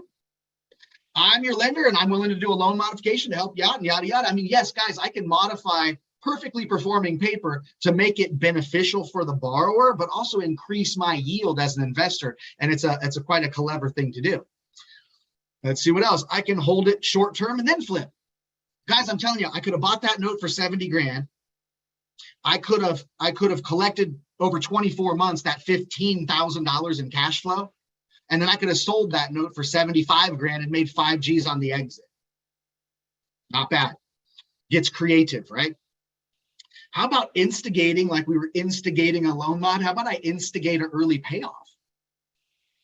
Remember, these guys owed me like, what, $87,000 or something, and I bought the note for 70 grand. I have a 17, 18 grand spread there. What if I sent these guys, just because I want my quick money back and I want a quick profit back and I want to keep doing money in motion, right? I send a letter to the borrower through my loan servicing company. I send a letter to the borrower and I say, hey, I see that you guys owe $87,000 is your payoff balance on your mortgage.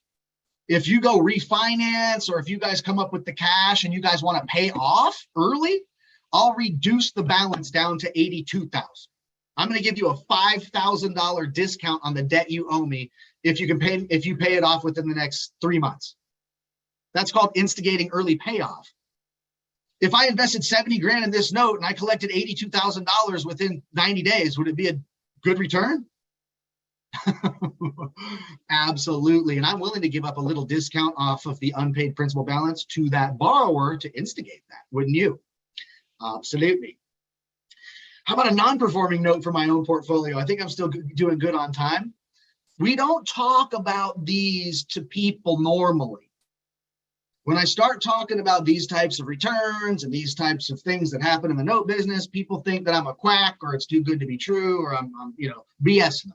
This is a note from my personal portfolio, not the fund. It's my personal portfolio. And you'll notice I called this one broken but not beaten. Broken but not beaten. Here's the reason why, guys. There's a sweetheart guy who lives there with his wife and his kid. He's making some renovations to this property. It's in Michigan. Okay, it's in Michigan. Sweetheart guy. He broke his back at work. Something to do with a forklift or something. Broke his back. Had to go out of state for a year to a different hospital because of his insurance. Wife had to take care of the house for an entire year, live by herself. He had to go to a different state and be in hospital and rehab and all this other stuff. Obviously got in some bad financial positions there, both of them. Started getting behind on their mortgage payment. After his back surgery and rehab, they put him back to work. 90 days later, broke his back again. Shouldn't have been back to work. Big issue, back surgery again. I mean, it was a nasty story, right? I really felt for the guy. And he had gotten 3 years, 37 months behind on his mortgage payment. Somebody would ask me, well, how in the hell did you buy something like that where they were 3 months or 3 years late on their mortgage? How could somebody be 3 years late on their mortgage and still be living there? We can get into that at a different time, guys. But trust me, there is people living in houses right now. You want to talk about a real estate shortage? There, you got to know the paper side of the business to really understand. There's people living in houses all across America right now, haven't made a mortgage payment since 2018. Ghost mortgages, won't even get into that. But let's just look at this real deal, guys.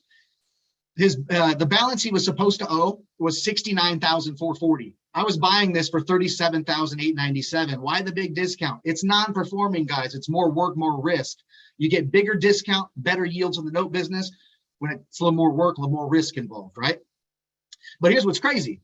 the arrears on his mortgage and the penalties and the late fees and all of the things that had added up within 3 years' time had added $44,500 to his existing balance of $69,440. He was 30, I'm sorry, it was 38 months late, not 37. His total payoff balance, guys, his total payoff balance that he owed the bank, me, was $114,000. And his property was only worth 90 grand at the time. So the guy got himself in such a bad position, okay? And, you know, again, owner occupied, broke his back twice. I asked him, what does he want to do? I could foreclose on you, man. I mean, obviously, you're right there ready for foreclosure. He wanted to stay, right? Home is where the heart is. He was doing improvements. His wife had hard times in that house. He raised his kids there. He wants to stay, right? Well, good thing is he's on permanent disability now. And he says, I can pay again. I got a steady source of income now again. I go, okay, well, let's go ahead and see what we can do for you. I had options, guys. I gave him options. I said, we can do a deed in lieu of foreclosure. Does anybody know what that means? A deed in lieu of foreclosure says I was just as the lender, since the guy got himself in such a bad spot. I was going to give him the ability to just sign the house over to me and walk away clean with dignity and without a foreclosure on his record. So the borrower could deed the house to me. I'll squish all the debt and he can walk away and he doesn't have a foreclosure on the record. That was an option I gave him. Another one was cash for keys. I mean, some people get themselves in such a bad financial position that they can't even afford to move out and get the U-Haul and put the deposit on the apartment or whatever. And so you can incentivize them in real estate or note investing where you can give them, you know, I'll pay you $3,000 to have like an assistance program to help move you if you want to sign the house over to me and leave with dignity. Gave him that option.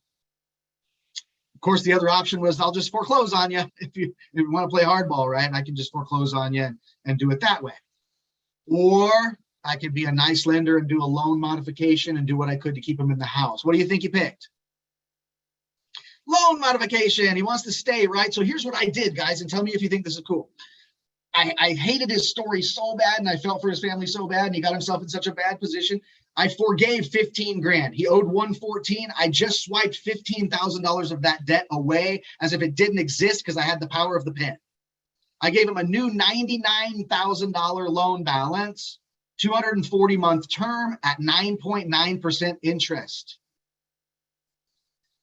Monthly payment and interest on that loan is $948.82 every single month that I collect. What did I invest, guys? How did this turn out? I invested $37,897. I did a new loan at 240 months fully amortized. Each month I collect $948 a month. What, about $11,500 a year I'm collecting off of a $37,000 investment. The collateral's now worth $150,000. Now the borrower has equity. Remember, I gave him a new loan balance at 99 grand. I swiped off $15,000 of debt I didn't have to just because I liked the guy. Was that a good deal? I'm making 30% on my money annually and passively. Was it a good deal for him because he got 15 grand of his debt just wiped off because I'm a nice guy? I kept him in the house. He now owes 95 grand on a property that's worth 150. Now, if he wanted to get out, he wouldn't have to be foreclosed on. He wouldn't have to do a deed in lieu, cash for keys. The guy could sell the house and pocket $50,000 in profits and move on. I did a really good thing for that guy. And he did a really good thing for me. And that's all called a win-win situation, guys. So, good stuff. Here's my top 10 exit strategies for non-performing notes. I went through deed in lieu and cash for keys, but let's see this. I reach out to a borrower and I say, you know, you're in danger of being foreclosed on, and you owe this much and so on and so forth. Could the payer reinstate? Maybe they'll go get a loan from somebody else to catch up their mortgage to being current. So they can reinstate, and that would be awesome for me at buying a non-performing note. I could modify loan terms like I did, or I could do a foreclosure. Now, here's what's cool for all you guys in real estate. You might want to pay special attention to the note investing space, especially non-performing note investing. If I take back a property, it's usually worth far more than what I've invested in the note. I'm in very good positioning. Could I sell that as is? If it made me enough profit, guys, based on how much did I buy the non-performing note for, how much did it cost for the foreclosure and holding costs and all that, I add that up, how much could I sell that place for in its current existing condition, not have anybody even touch it? Just change the locks, get a realtor on board and sell it as is. Absolutely. Could you fix and flip it? You could fly out to wherever it's at because we buy notes nationwide. You could hire boots on the ground out there. You could put money into it, fix it up, and do a fix and flip. Remember, you own the property. Could I turn it into a rental if I want to add another rental to my quiver? Absolutely. You own the house. Could I sell that with owner financing and become the bank for somebody again? Create a note for somebody and put a homeowner in there and start collecting mortgage payments with interest every month, not rent. Yes, I can. And could I accept a short payoff? You guys know what it is to short sell a house. You know, when I'm requesting a short sale as a borrower, I'm asking the lender if they'll accept less than what they're owed. I could accept a short payoff. So guys, those are my top 10. 5 rungs of the ladder. This is how you monetize the note space. Here's how you can make some money, guys. And I call this the rungs of the ladder. Number 1, at the bottom rung of the ladder, you can be a note broker. All you have to do is find a bunch of people that like to buy notes like me, go find some people that are selling notes and link us together and you can make a broker fee. You can also be a note investor, and usually that's people that have their own money and invest with their own means. You can be a professional note investor, and I give the pro title to people that learn how to do note investing with OPM, and we know what that means.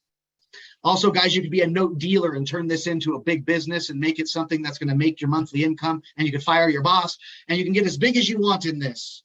You can be a fund manager. I know somebody that runs a $3.6 billion fund with a B.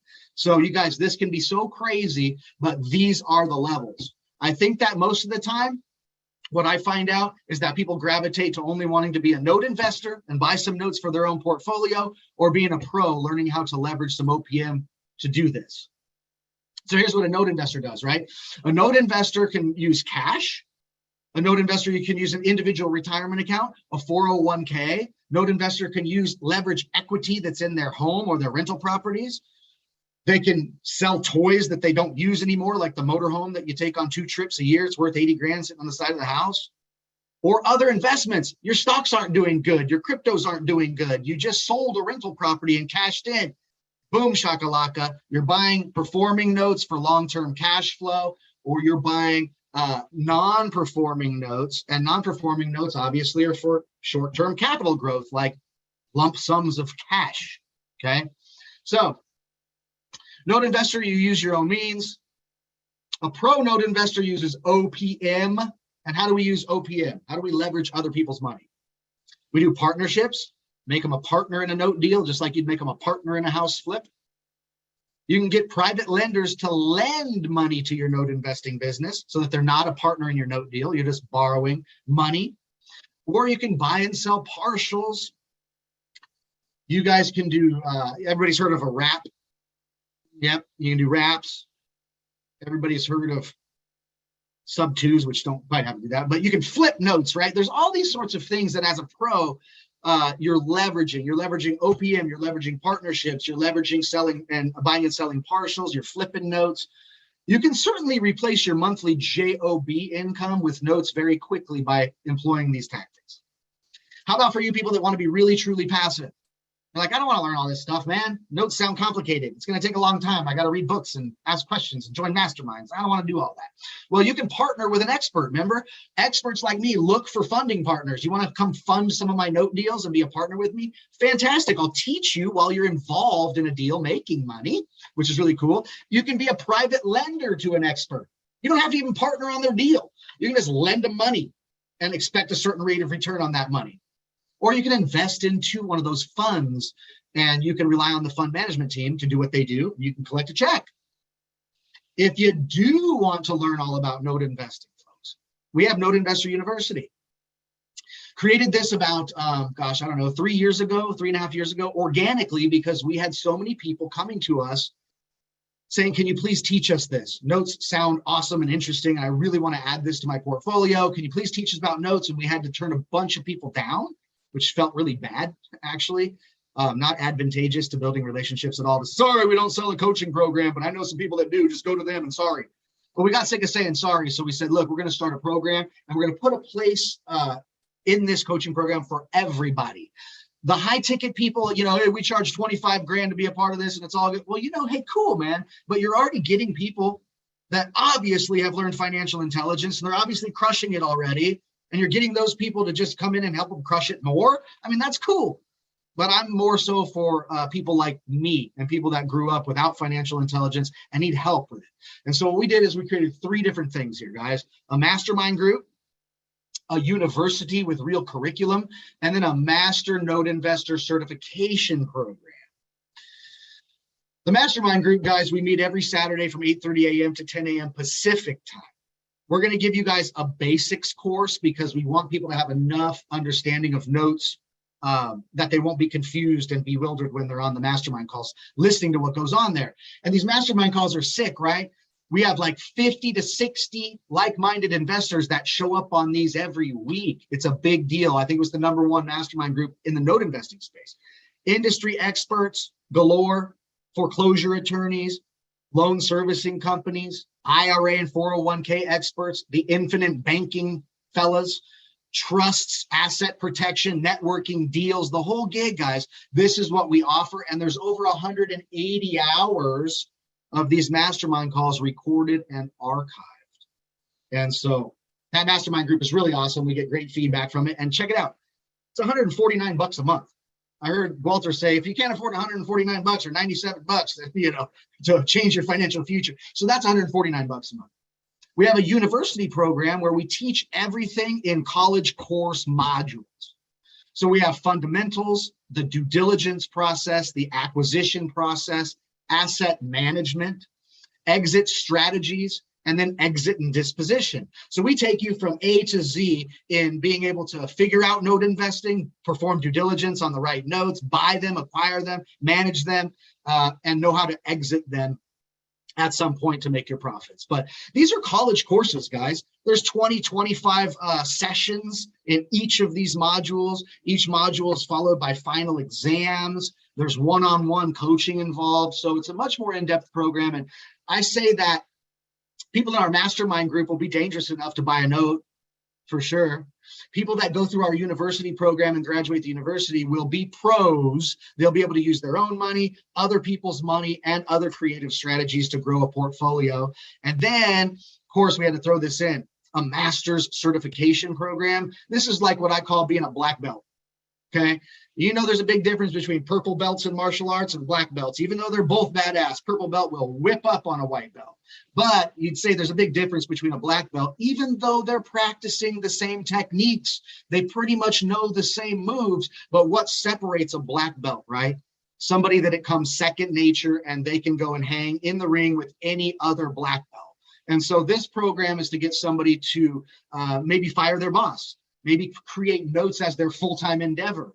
Maybe they just want to build up a huge portfolio that'll amass quicker than their rental portfolio. Whatever it is, you'll be able to sit at a lunch table with other note pros or speak at a REIA event just like this as a note professional if you go through our master's certification program. Here's what's cool. We're going to hook you guys up for sure, right? I was talking to Duncan and we even made our own landing page through our back office. You guys are all hooked up. So here's what we're going to do for you guys. 20% off of everything except for more discount on our mastermind group. Normally, the mastermind group, which is no startup fee, no long-term contract at all. It's just a monthly thing. If you quit, you quit. It's normally 149 bucks a month. We're going to take that down to $97 a month for you guys. Anybody who wants to join the mastermind group, $97 a month. Nice discount there. Our university enrollment, well, here, you'll see them. You'll see the prices there. Let me go over it. A little better. Oops, let me go back. The Note Investor University enrollment, which is going through the whole university program, also includes 12-month membership into the mastermind group, which is about $1,700 of value by itself at $149 a month. So it's usually $29.97. It's a one-time payment. It includes 12 months time in our mastermind group as a bonus and gets you through the university and graduate you as a pro. 20% off, guys, saves about $600 or so, and it brings it down to $23.97 for this group. And then our master's certification program was $79.97. And we're going to get that all the way down to $63.97, guys. It's a huge discount. We're only doing this for this group, this special Boston REIA group for you. And here's how we're doing it. Our website is noteinvestoruniversity.com. Pretty simple, right? But we have a special page for your group. It's noteinvestoruniversity.com/Boston. Let's go, /Boston. And guys, if you want to join the mastermind group or get to be a pro at note investing, we can make it happen for you very quickly. And if you want those discounts, just use the discount code Boston NIU with a capital B and a capital NIU.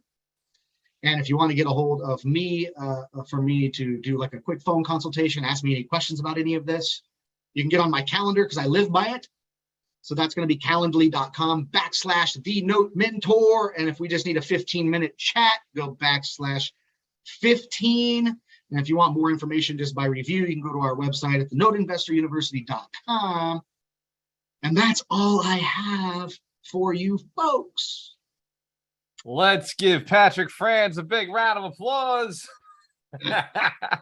Hell yeah, he said that's all he has. We got 4 more minutes left. Let's open the mic to questions. Who has big questions for Patrick? What he just dropped down for us?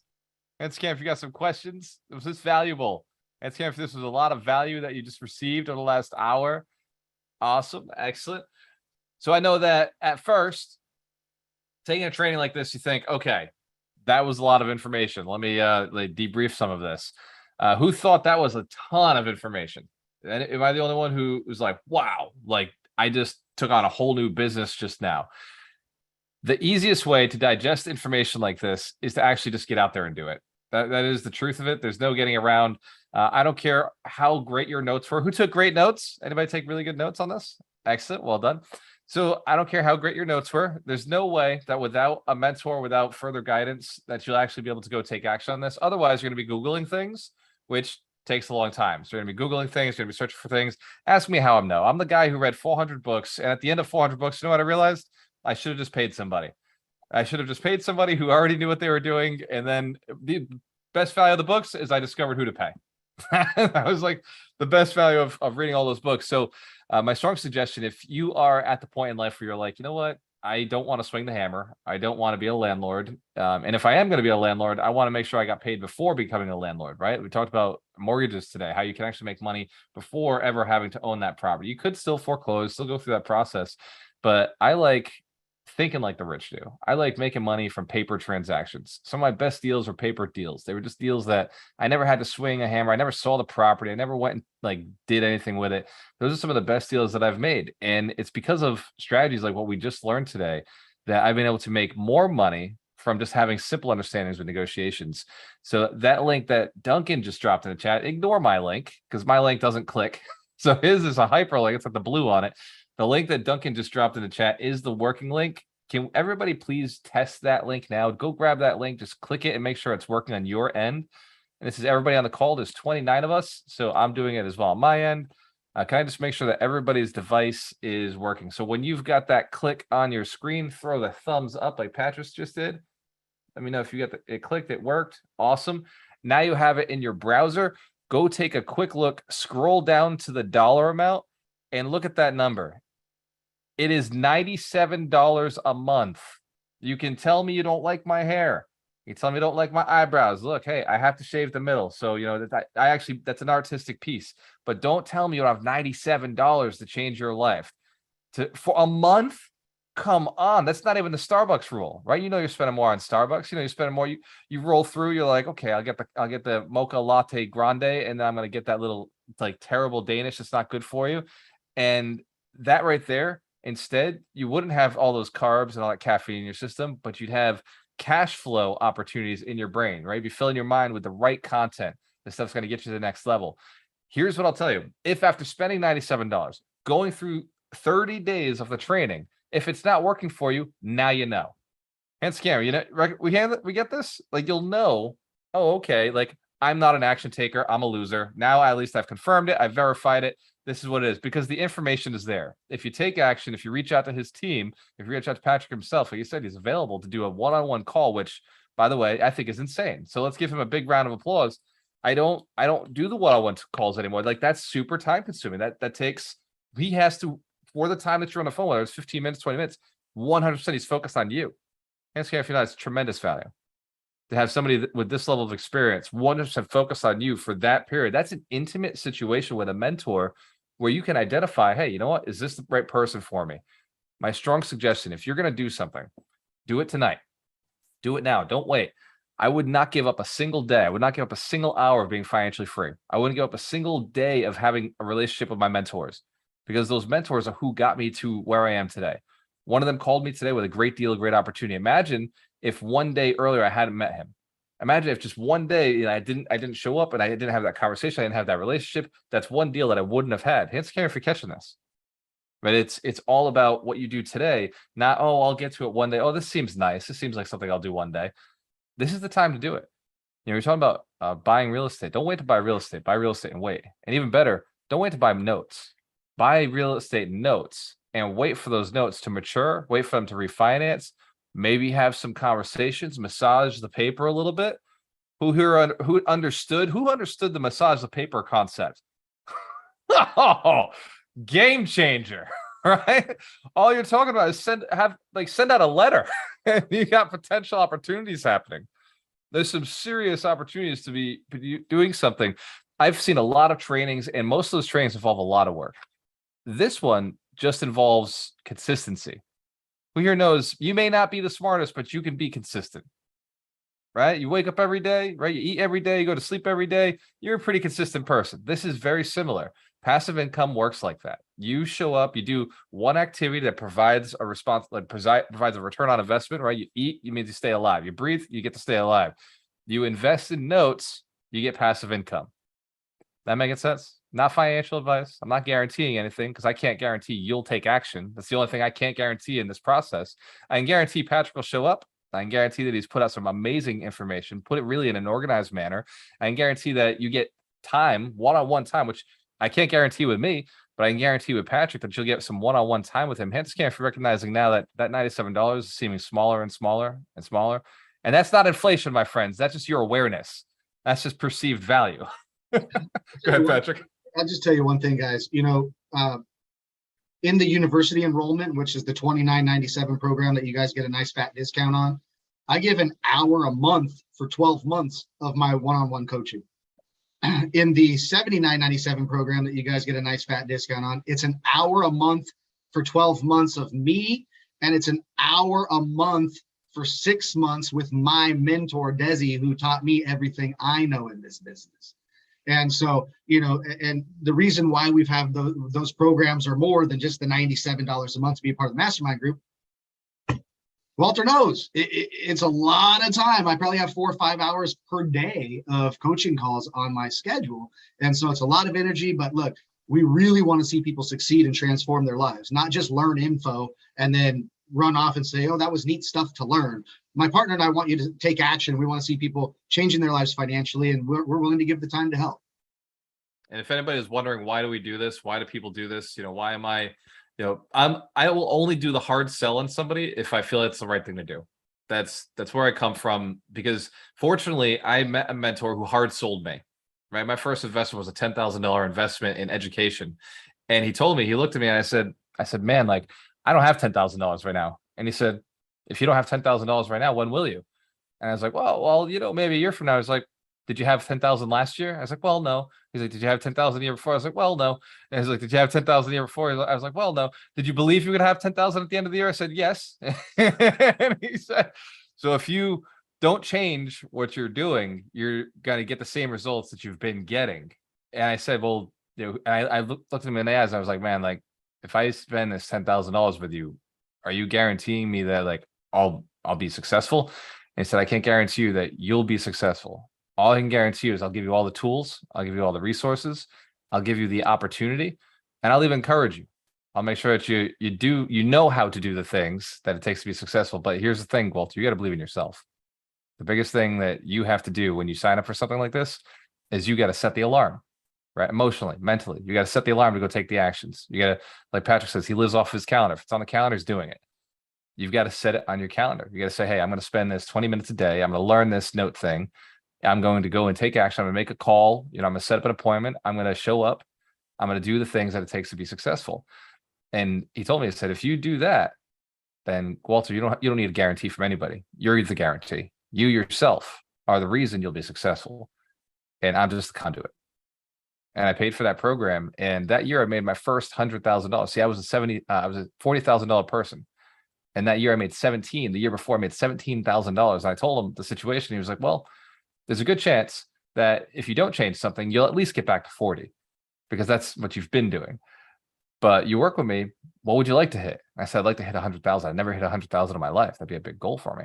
And he said, well, it'd be this, this, and this. Are you willing to do the things that it takes to get there? I said, yeah.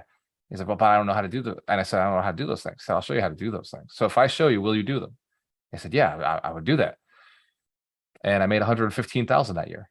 And the next year I made $250,000. The year after I made $500,000. The year after I made 1.5 million.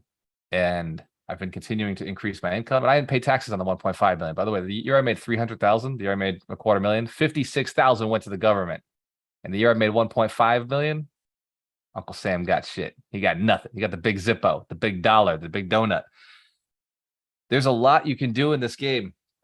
By being a passive investor, you're paying passive income, not active income. It's a totally different way of earning. It's a totally different way of playing. And for all my tax smart people, the investment in the training program, tax deductible.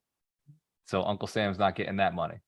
So now you have a business expense because you're investing in yourself. Hence, if you know you are your best investment. Absolutely.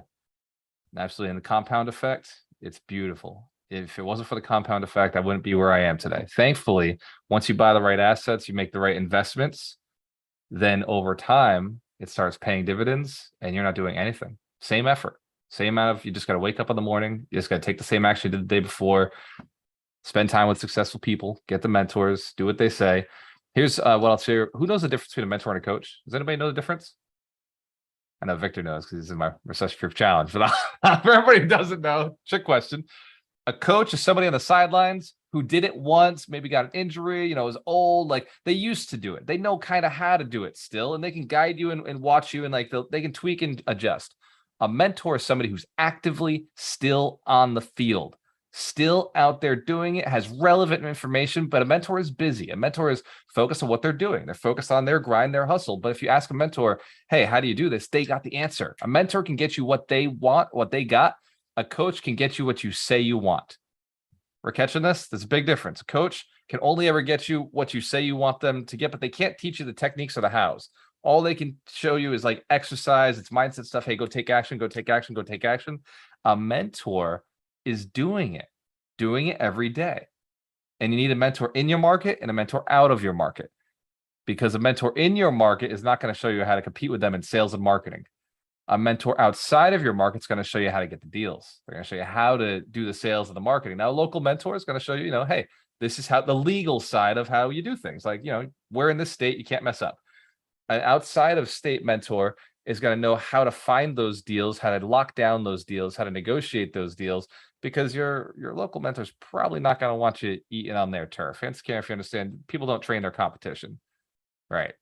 So it just wouldn't make sense. You shouldn't ask somebody to do that, which is why it makes sense to pay a mentor who is outside of your market, teaching you something that you want to do in your market, something that you want to get to the next level with. Hence, Kara, if you believe that Patrick is a good opportunity tonight, what he's got presented for us, no investment.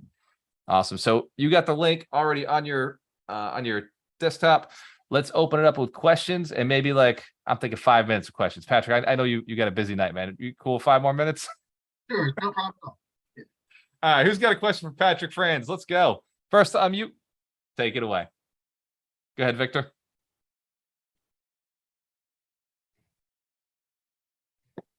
Patrick, great presentation. You did a great job tonight.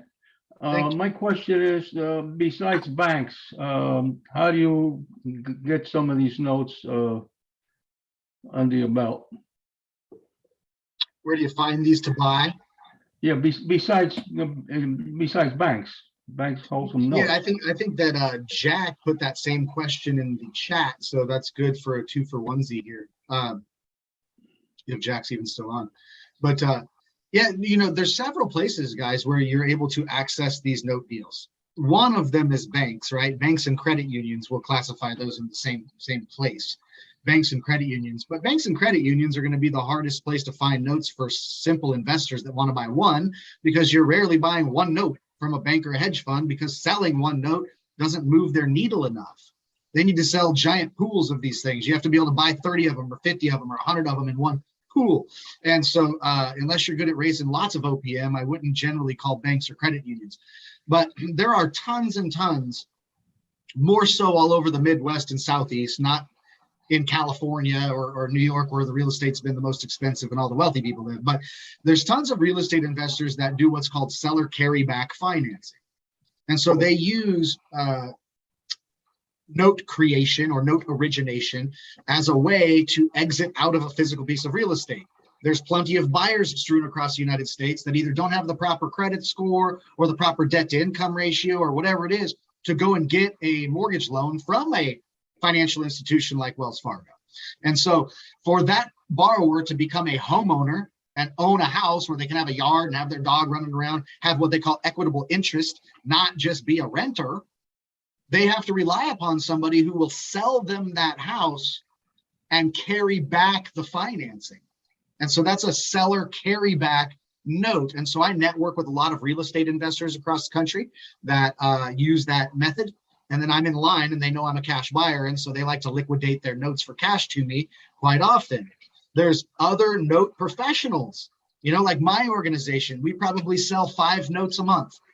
Now, we only sell our notes to our private group because they're in our own personal mastermind group or our university program. But, guys like me, there's other pros in the note investing industry you can rub shoulders with that are slinging inventory around to one another quite often.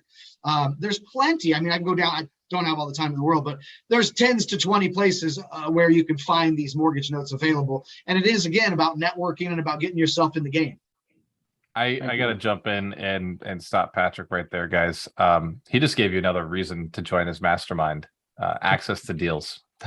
I don't know if you caught that, but for me, I'm lazy. I call myself ambitiously lazy. I'm not going to set up a system to find out where the deals are. I'm just going to go to the guy who's already set up the system and pay them a little spread. I'm just going to, pay to jump in the room and just be like, all right, every one of you, I'm the guy who buys, right? Let's have a conversation and then let the deals flow to you. So let's give Victor Lopez a big round of applause. Great question, brother. Very smart question. I love that. What else? We got, I think we're out of time, but Patrick's got his link in the chat there. It's calendly.com, thenotementor./15. Grab that link now. Just grab it so you have it. And as a reminder from what Kelly said, look, you can grab the ellipsis at the bottom so you can get all the contact, all the data from this whole chat and save it. But I'll tell you what I know, just like business cards, you're not going to do anything with it. You're going to download it. You're going to be like, I got it. Oh my God, I'm protected. I got all this information. But then nothing happens with it because this is how the subconscious mind works, right? We see a great idea, but the subconscious mind, as soon as you take your eye off the ball, it's going to say, you know what? You're hungry. You're tired. You've been on the Zoom all night. And then tomorrow you're going to have the kids. You're going to have work. You're going to have all these responsibilities. And then by the time you get to the couch, it's like, man, Netflix is way cooler. And like 3 weeks from now, you're going to be like, oh, you know what? I was on that call with that note guy. I should have done something with that. Let me go back and find that note. But that note is saved in your downloads folder and you can't figure out where that is. And then you go through the chat. There's so much information. And by the time you get to the end of it, nothing happens. Hands can, if you've seen this happen in your life before. Here's what successful people do. They see an opportunity. In fact, I was on a call with a billionaire this morning. If you have not heard of Vinny Chopra, he's the big syndication investor. He told me this morning, he said, like, as I gave him some pro tips, this wasn't on the call, this was post podcast. Afterwards, I gave him this little tip. He asked me, how do I find my VAs? And, how do we make sure that our posts on social media are going out in the right location? And I said it to him and he pulls out his phone and he starts texting. I was like, what do you do? You taking notes? And he's like, I'm not taking notes. I'm telling my team right now to go do it. Billionaire, action. Heard it, action. Right? Because that's the key to success. He knows not to trust the subconscious mind. He knows that thing's not trustworthy. It's going to say, oh, I've got this information. I'll remember this. Oh, I'll do it tomorrow. I'll put it over here where I can do it tomorrow. You can do it right now. Like the click, it's a mouse click. It's a commitment. And then once it's done, you start getting notifications. If you don't click on the button, you don't get notifications. Does that make sense? There are no reminders in success until you've paid. Once you've paid, now you've made that commitment. The person on the other end is making a commitment back to make sure that you stick up to your end of the deal. But if you don't put that payment in, if you don't go and click and say, hey, I'm committed to you, they have no reason to commit back to you. Does that we're catching how this works, right? It's energy transfer, right? That's all money is transfer of energy. It's all your time is. It's just transfer of energy. It is the most valuable asset that you have. Please, whether you do this program or you've taken other programs or you know what you're supposed to be doing, who knows what they're supposed to be doing right now, whether it's jumping into this program or it's just buying a piece of real estate and doing something, who knows? You know the path, right? If you don't have clarity on the path, then maybe this is the one. So here's another lesson I learned. If you don't know what the one thing is, that is your one thing. Identify it, right? If you don't know what you're supposed to be doing right now, then that is your one thing. Figure it out. Because every day that goes by where you don't know what you're supposed to be doing, you are a lost soul, which means you get the same result you got the day before. Nothing will change. So if you don't know what you're supposed to be doing, figure it out. And if this is an opportunity to figure it out, jump in, take that action, click the button. His team's going to make sure you're followed up and everything's going forward and you know what you're doing. Without that, I can tell you as plain as day that as soon as this call's over, you will forget about this opportunity and go right back to your normal life. You know, the matrix is over, right? You're going back to the matrix. This is the red pill. And by logging off and going it's a blue pill, right? It's like, you know what? I'm happy with my life. I'm okay with the stress. I'm okay with the gold handcuffs. I'll work until I'm 65, 75, maybe Social Security won't be there anymore. And I'll realize I have to work again. But it's okay. That's what kids are for. My kids will support me. I assume that nobody in this room is following that plan. You wouldn't have made it to this room or stayed on this long, right? You realize you are your retirement plan. You got to figure it out yourself. So let's give Patrick Franz one more big round of applause. If you got the links, take action. You know what to do. I can't force you to water or I can't force you to drink. All I can do is force feed some great information into your minds since you're in front of me, right? I can hold your eyeballs open and say, read this, take this, understand. But I can't make you go and take action. So let's give Patrick Franz one big round of applause for an amazing presentation, some great knowledge, great share. And I think timing in the market, this is a great time to be teaching it.